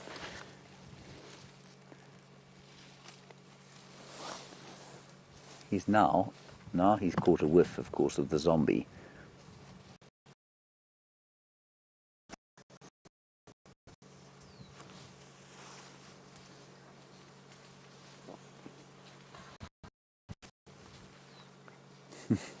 He's turned around again.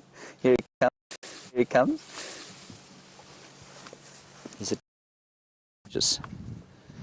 He's not vicious, of course, everybody. He's wonderful. We're very privileged to be spending time with him.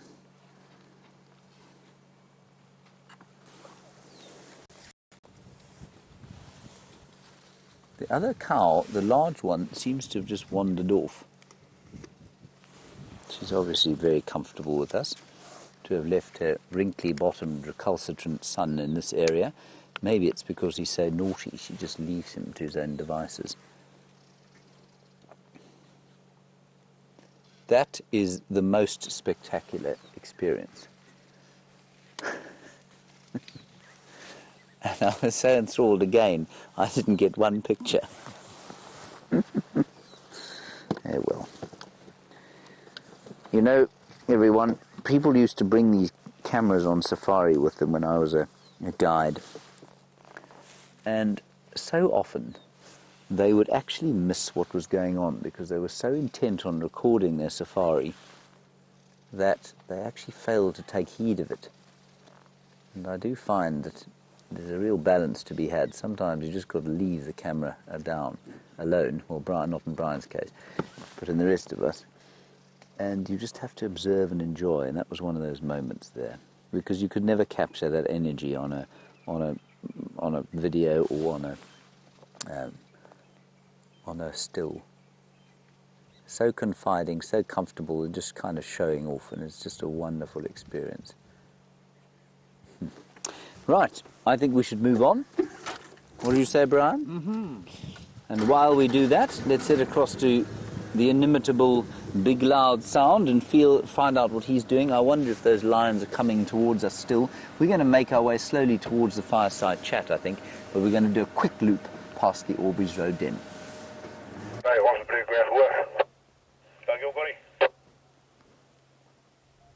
So as you can see, we're still playing the patience game on the southern edge of our traverse area.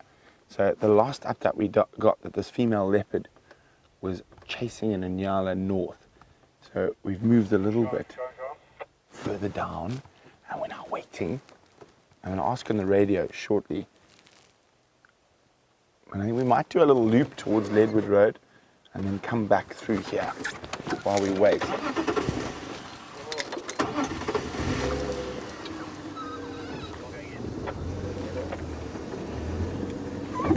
Oh, it sounds like she's still moving. And let me just ask quickly. Davi. Sabi? Davi, do you think she's going to come out into Gary Main at any time? That's a negative, Brent. Copy, thanks very much, Davi. I'll let you know. She's about There we go. 50 meters away Sip. from Inyala. There we go. She's stalking an Inyala. So he said, keep your radio on. He'll let me know. So I'm going to leave that radio on. And we're going to go and see what else we can find. So she's not very far from here. Maybe just out of sight, just over the crest to the south of us here.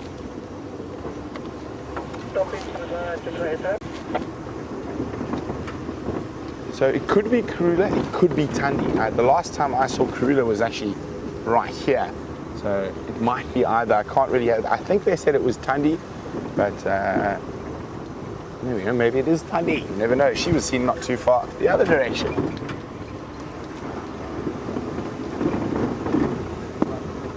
So if her hunt is unsuccessful, she might keep on coming north, but you never know.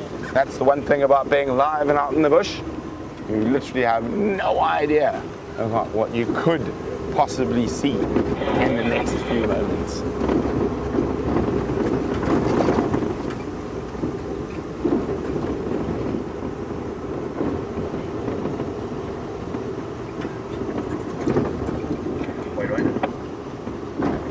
the last spot I saw Karula and the cubs was right here. That was a few days ago though.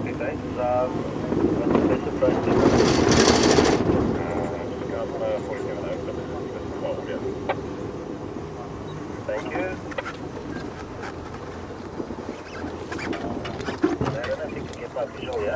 I haven't driven Leadwood Road in quite a while, so it'll be interesting to see what's going on. And the road is named such after this big dead leadwood. And dead leadwoods are often able to stay standing for over 100 years once they've died. And wood is, as you imagine, very hard, and they're named the leadwood. And it actually is so dense it sinks in water, and also completely resistant to termites and burrower beetles. Very high lime content.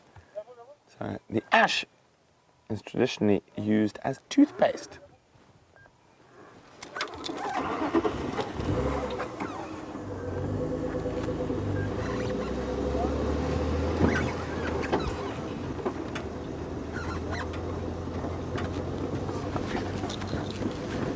So, hi Riley. Riley's in North Carolina, and Riley is wondering, what is the danger of bushfires or brush fires here, and have there ever been any large ones? There have been some really big ones in the Sabi Sands, although this year I would say the danger is almost zero. There is no grass to burn, so it would be very difficult for a fire to get going. So normally the dry season we are quite conscious, especially if there's been good rains. There's a lot of grass around, and obviously it becomes dry, and then there's a serious chance of brush fires or bushfires. But in a year where there's a drought, it would be very, very difficult for a fire to get going.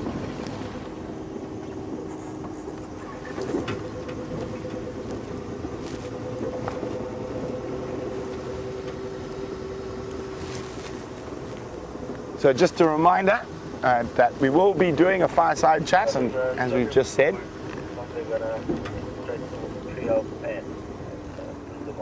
sorry. I'm not going to stay with it. I'm trying to figure out what was going on there. It was in case the leopard moving towards us. I wasn't there. But what are we talking about? Oh, yes, bushfires. There have been some very big ones in this area. And speaking of fires, there we go. Now I've got my train of thought back. Fireside chat this evening. I know quite a few people were a bit upset last week because we changed the format and the platform. We are going to be trying it again. Hopefully there will be less problems or no problems as we go. What was that? I just saw movement through there. As I said, hopefully we've got no problems with the fireside chat this evening, and it will be on our Facebook page again. What is it? As a kudu. Yes, it's a female or male kudu. Male kudu. You can just make him out. I just saw the legs through the bush there. And then that tambuji thicket. A nice big male kudu. Off he goes.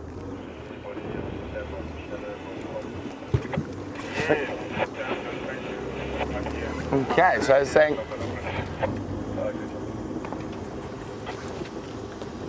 fireside chat will be on our Facebook page, so Safari Live. You don't have to be a member of Facebook to watch it. You can, I think, just go onto the Facebook thing and type in Safari Live, and you should be able to access our public page without being a member of Facebook. And I know it frustrates some, but we are trying something new, and hopefully it will be beneficial to all of us in the long run. So just bear with us while we figure out the little glitches.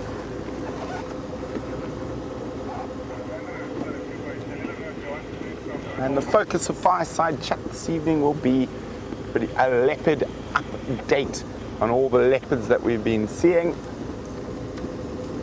and what's going on with them. Because I think this week we've seen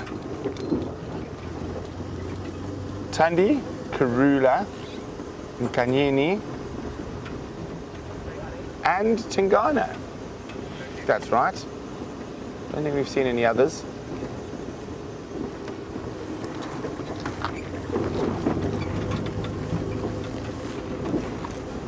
So it sounds like she's moving a little bit further south. That's not good.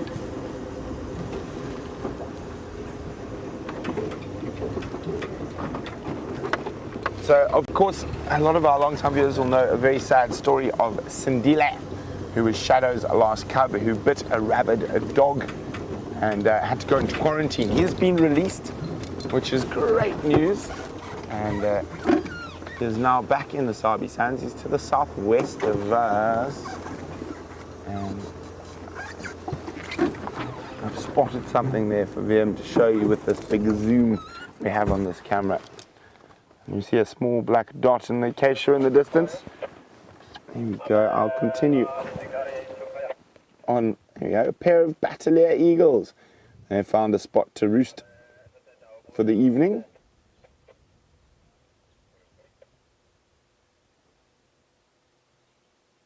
It's getting quite dark already. And they found a spot. That's where they're going to spend the evening. We often find them roosting along Leadwood Road. It seems to be one of their favorite hangouts. Such beautiful birds. I'm on the open area. Stand by here. Come a little bit north.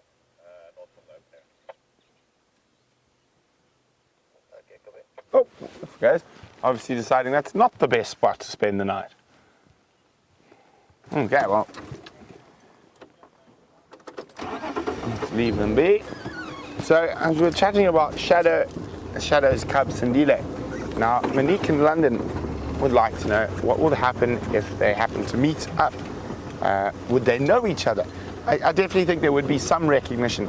She would be deeply unhappy if he did arrive because she still does have a cub. And he would pose a very big threat to that cub. He would kill it. Now, news on Shadow and the cub. They have been found. I've just been listening to the Eastern Game Drive radio in the property to the south west of us, and they're on a kill with Tingana. So Shadow, the cub, and Tingana all present in that sighting. So that's good news, because for a while Tingana used to eat quite a lot of his cubs. So it looks like he hasn't eaten this one yet.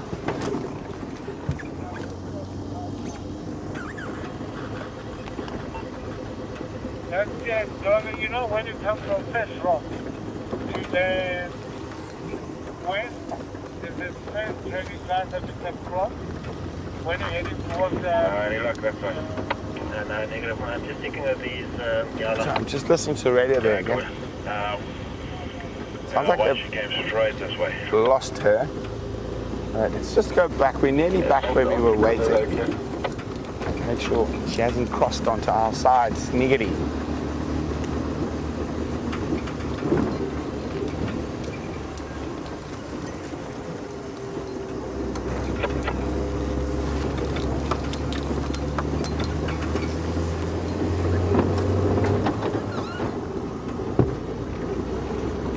Now, as I said, we're not sure who it is. It's from what they say, it's Tandi. And we'll have a closer look if she comes across.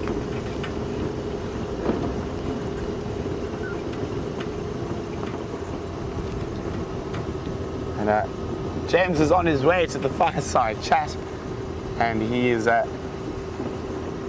run smack bang into a Sunday evening traffic jam of elephants. Aren't we lucky when we have traffic jams out here in the bush?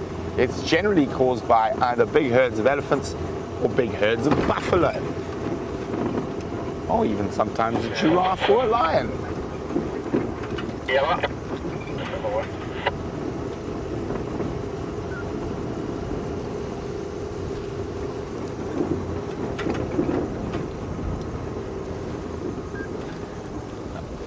Speaking of large herds of buffalo that sometimes cause traffic jams, Angie's wondering, do they ever stampede? Generally when they're being chased by lions. But speaking about the other creature that sometimes causes us traffic jams, I see one up ahead. Some more elephants.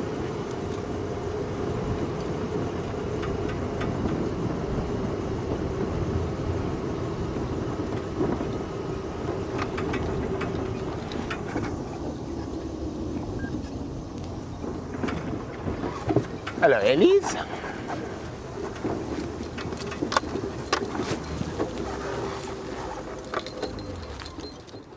It's a small breeding herd. I can only see 3 individuals. Doesn't mean there aren't more around.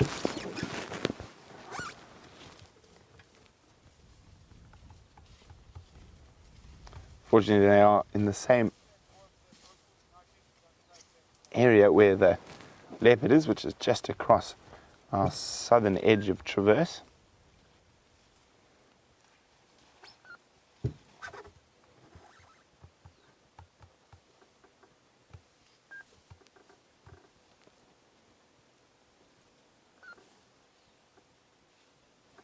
Hello, little one. So I suppose we wouldn't classify that as a baby anymore, probably a juvenile. Size maybe 2 to 3 years old.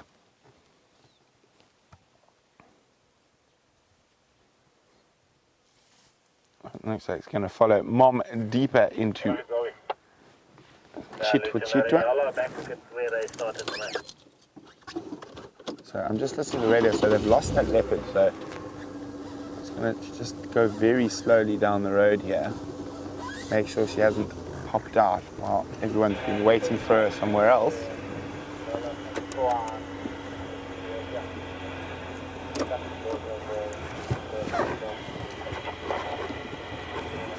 Halfway between these 2 roads here, so I'm going to be staring intently into the bush here.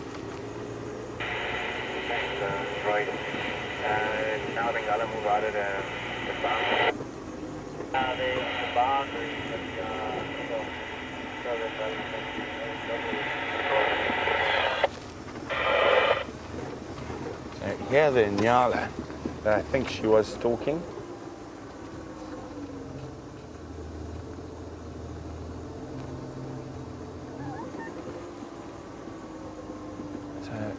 Now we're looking for a leopard. Sandy in Florida. Oh, we did just switch off here for a second. Sandy in Florida is wondering, do I think the leopard's identifier can distinguish between the individual vehicles? Well, I think maybe between certain vehicles, but I don't think that they know there are people on the vehicles. I think that would be pushing it a bit far. Hello, little madam. You have a little sore leg. You're not the one the leopard's been watching a little bit more closely than the others.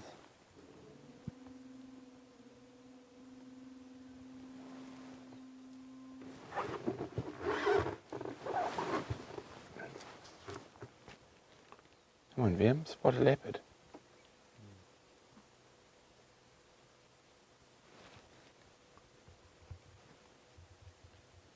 Now we've got decisions to make. We might stick around here a little bit because the Nyala look like they're going to cross into our side, and if she is sticking with the Nyala, then she might be just behind them.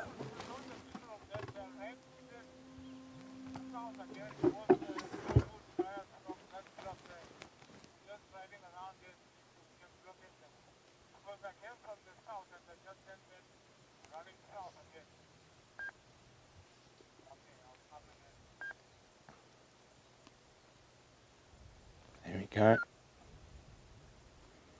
Now the one with the limp was the last of the line.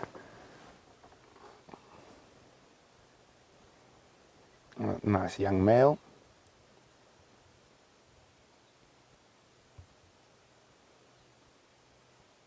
And here comes the female Nyala with the limp. After this male.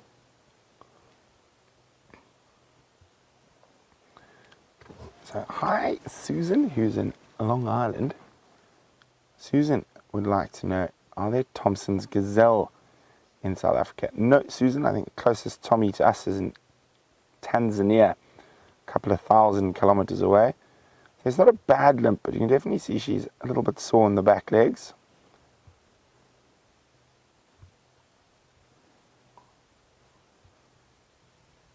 Now will the Nyala bring the leopard wheel? searching for to us? That is the question. We're going to, I think, just go a little bit slow. Oh, there's another in here coming out.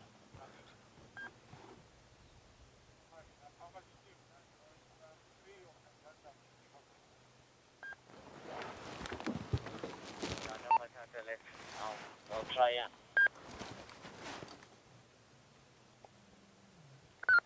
So guys, just going to be on the radio for a second. Tax. Yeah, Gumbo. What you guys got there? My guy said Torchwood Kaya, Saba, Southwest. Copy, I'll check Cheetah Cut line. Okay, copy, yeah. Maybe you can check Cheetah Cut line. Gary main side, that's right there. So just from Wow! It seems like everything's happening in this little corner. So we're looking for the leopard. Now I've just heard there might be wild dogs coming straight towards us. So we're going to go down to the end of this block where we think that, well, we know the leopard has been lost, and then we're going to go back and check down towards the Mulwanini, see if the wild dogs go that way. Let me just let the guys in the east. Stations in the east, just a quick update. There was my Dutch heading south from Torchwood Kaya, southwest. Might pop out Gari Main opposite Chitramati, that area.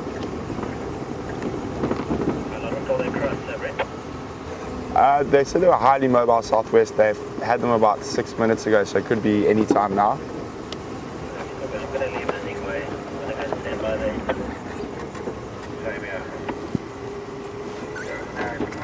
Okay, so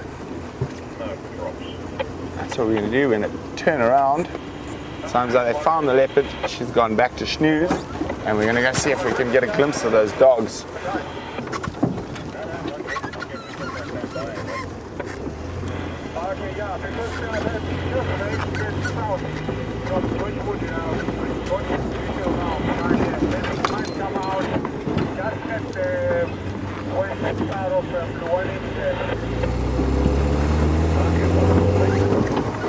Okay, so it sounds like Tax has got the wild dogs. They are heading towards us.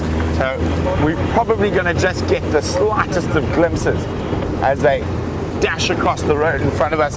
But my favorite animal, and I haven't seen them in so long that we definitely have to take the chance.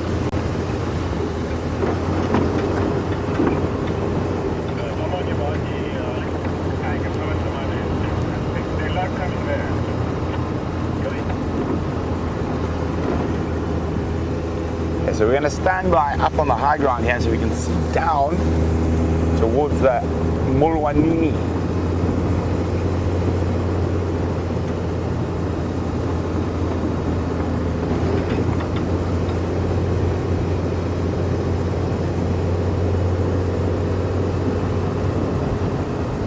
So they're coming from this area over here. And we all know how fast wild dogs can move. If they are on the hunt, they can do about 60 kilometers an hour and keep that up for up to 5-6 kilometers. So they have incredible stamina. I think this is the best spot to wait for a little bit and listen. And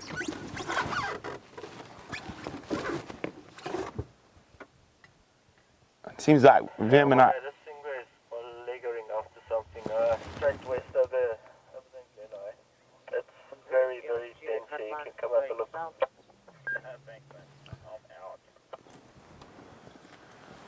Look at that. So we've got the zoom, we've got the distance, we've got the high ground. So we're in the right spot. Are there any other stations that were responding to this lock? Right. They're supposed to be popping up somewhere right around here. Now, I do apologize for all the noise on the game drive radio today, but unfortunately my cable went down, so final control is on handheld and my game drive comms are open. And now with our Cheetah Plains Traverse, we've got sometimes listening to 3 different radios at once. What you spotted there in the bush? Nothing. He's just looking, and then having the super zoom on this camera is like having another pair of binoculars right there. And we can see on a nice screen. So this is the ideal time of the day for wild dogs. VM has found a car to be hunting. They are crepuscular hunters. So what that means is they are most active at dusk and dawn. And we're going to just keep doing what we're doing. We're just going to keep doing these little loops around this area, and hopefully one of the predators we're searching for will make an appearance.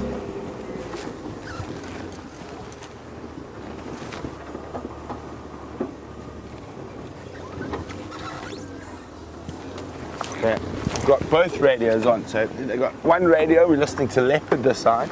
The Taxon over here listening to wild dogs.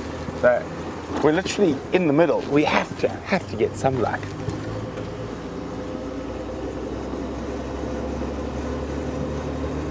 So I wonder what it's going to be. Is it going to be the leopard or is it going to be the wild dogs? What do you think, Vim? Neither. Or both. Vim wants the wild dogs chasing the leopard, I think, is what he wants.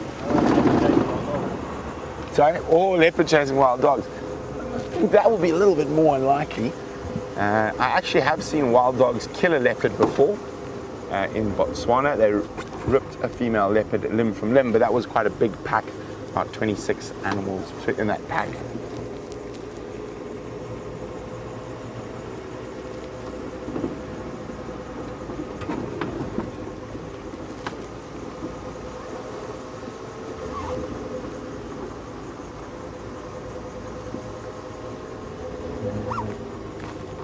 Waters back here look very calm and collected, so unlikely they've caught a whiff of the dogs yet.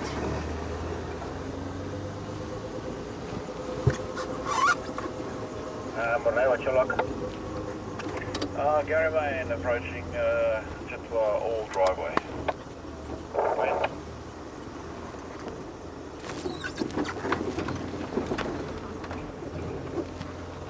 I see taxi, I think, coming here. Check Rombe.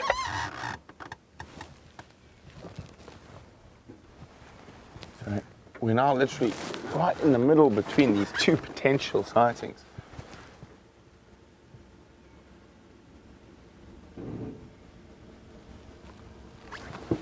And isn't this exciting to find what could be out here?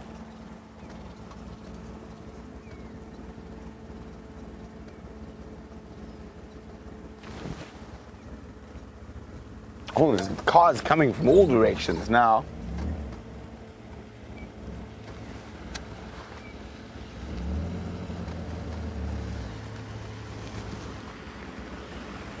Hello, hello. Good luck. Thanks. Hello, hello. Are you taxi?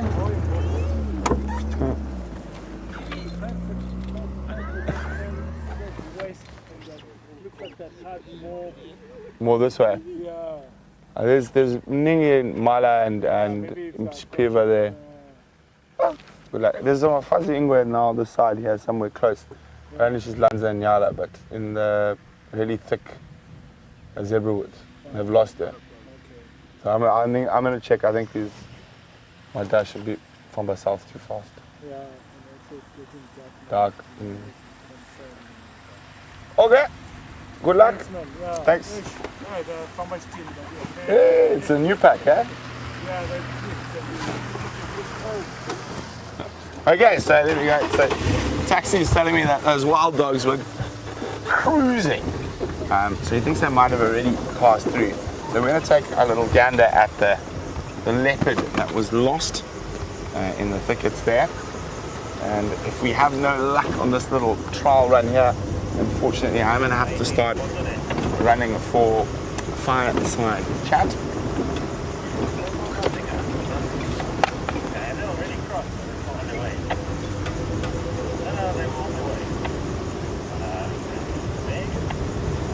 fingers crossed, a little leopard before to go with the lion in the beginning. I'd like that. So for those of you who might have logged in a little late and wondering what am I harping on about, fireside chat. So fireside chat is a way where we get together at the end of the week and we sit around the fire, all three guides together, and we chat about what's been happening and what's been seen. So the main theme this week will be leopards, because we have seen, I think, well, if we include Karula's cubs, we've seen 3, 4, 5, 6 different leopards this week. And hopefully we're going to add another one before we get back. But I think it is getting a little bit unlikely right now.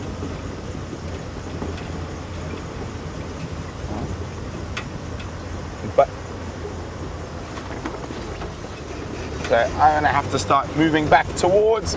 But we did try right to the very end to get you guys a big cat or a wild dog. We did get the lion in the beginning of the safari, and it sounds like he crossed into Arathusa, but I'm sure Jamie and myself will be out searching tomorrow morning for what's going on. And the morning is really, really awesome. We've got those nice fresh set of tracks to work for. Try to work out where all the animals are gone and coming and doing.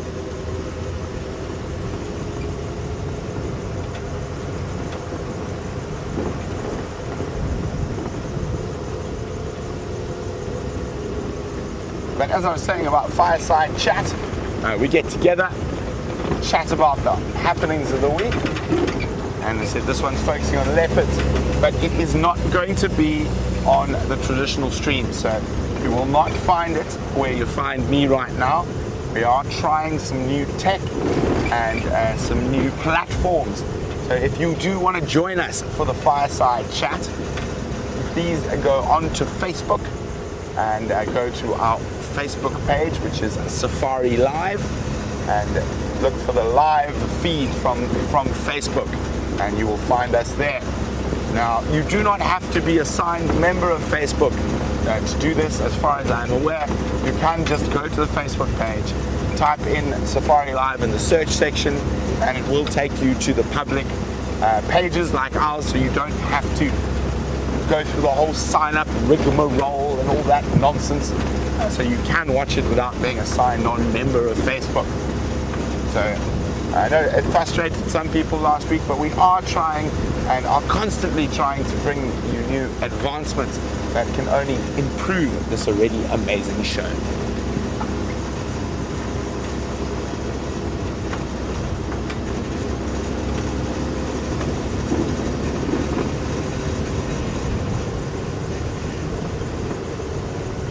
Herder seems to think the colours of the clouds are beating the colours of my scarf. Liam, what do you think? I don't know, I dig the clouds. Liam likes the clouds. I also like the clouds, but the only reason why my scarf wins is because it keeps me warm. And I don't like being cold. The clouds make you cold. And the clouds make me cold. So, you notice I've just turned off those bright headlights of mine. There's some Impala next to the road and I don't want to blind them. Oh, and came back and gone again. There you go. Bouncy, bouncy. So we've got about 5 minutes into fireside chat. I'm starting to make my way back. I often get in trouble for being late. I tend to try and push the envelope when it comes to finding the animals. Feel for me, I think the directors are going to shout at me again today. They're so mean for such small little females. So, because we are experimenting with the new platforms and the fireside chat will happen, but we're going to go to the waterhole cam for a short little stint before coming live on Facebook Live. So, if you see the waterhole cam come up, don't worry, we are still doing fireside chat, and if we do have a few tech issues, please be patient. We are trying our best.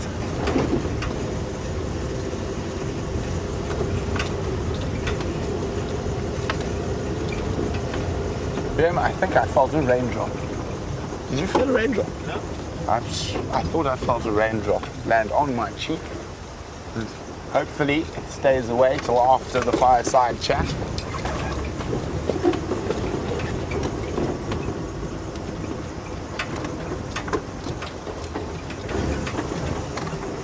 Oh, and it's so nice to have Rusty purring again.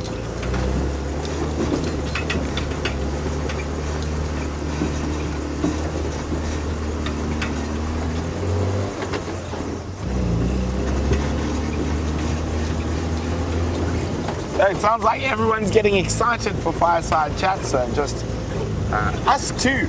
And of course, Commander Bond is back, or James, as those who knew. So, because he's James Bond, or he likes to think he's James Bond at least. But he will also be rolling out a song at the end of fireside chat. Unfortunately, you have been deprived of that while he was on leave, because you really don't want Jamie or I to sing. We would terrify the world.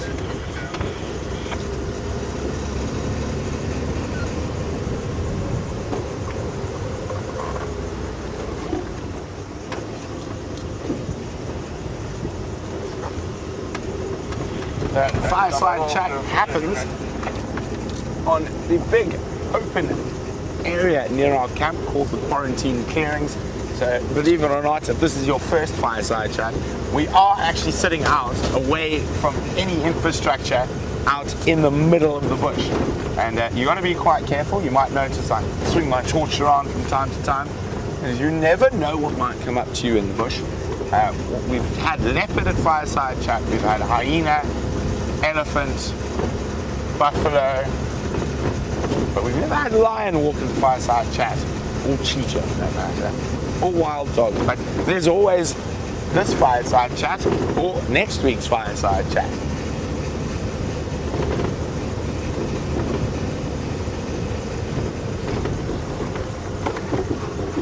Okay. And I'm sure I'm a little bit jealous of that. Jamie and James, who have been at the fireside chat setup, they have been probably just lazing about next to a nice big bonfire for the last half an hour or so. We've been freezing.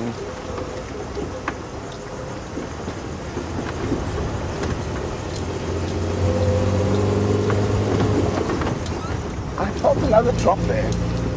Maybe I'm imagining things. Maybe it's bats. Maybe it's bats. VM's decided bats are urinating on me. I'm not feeling rain, because I don't actually see any big clouds above me. They're all quite far away down there. The sky's pretty broken up about me. Maybe there's one evil bat that's following me about.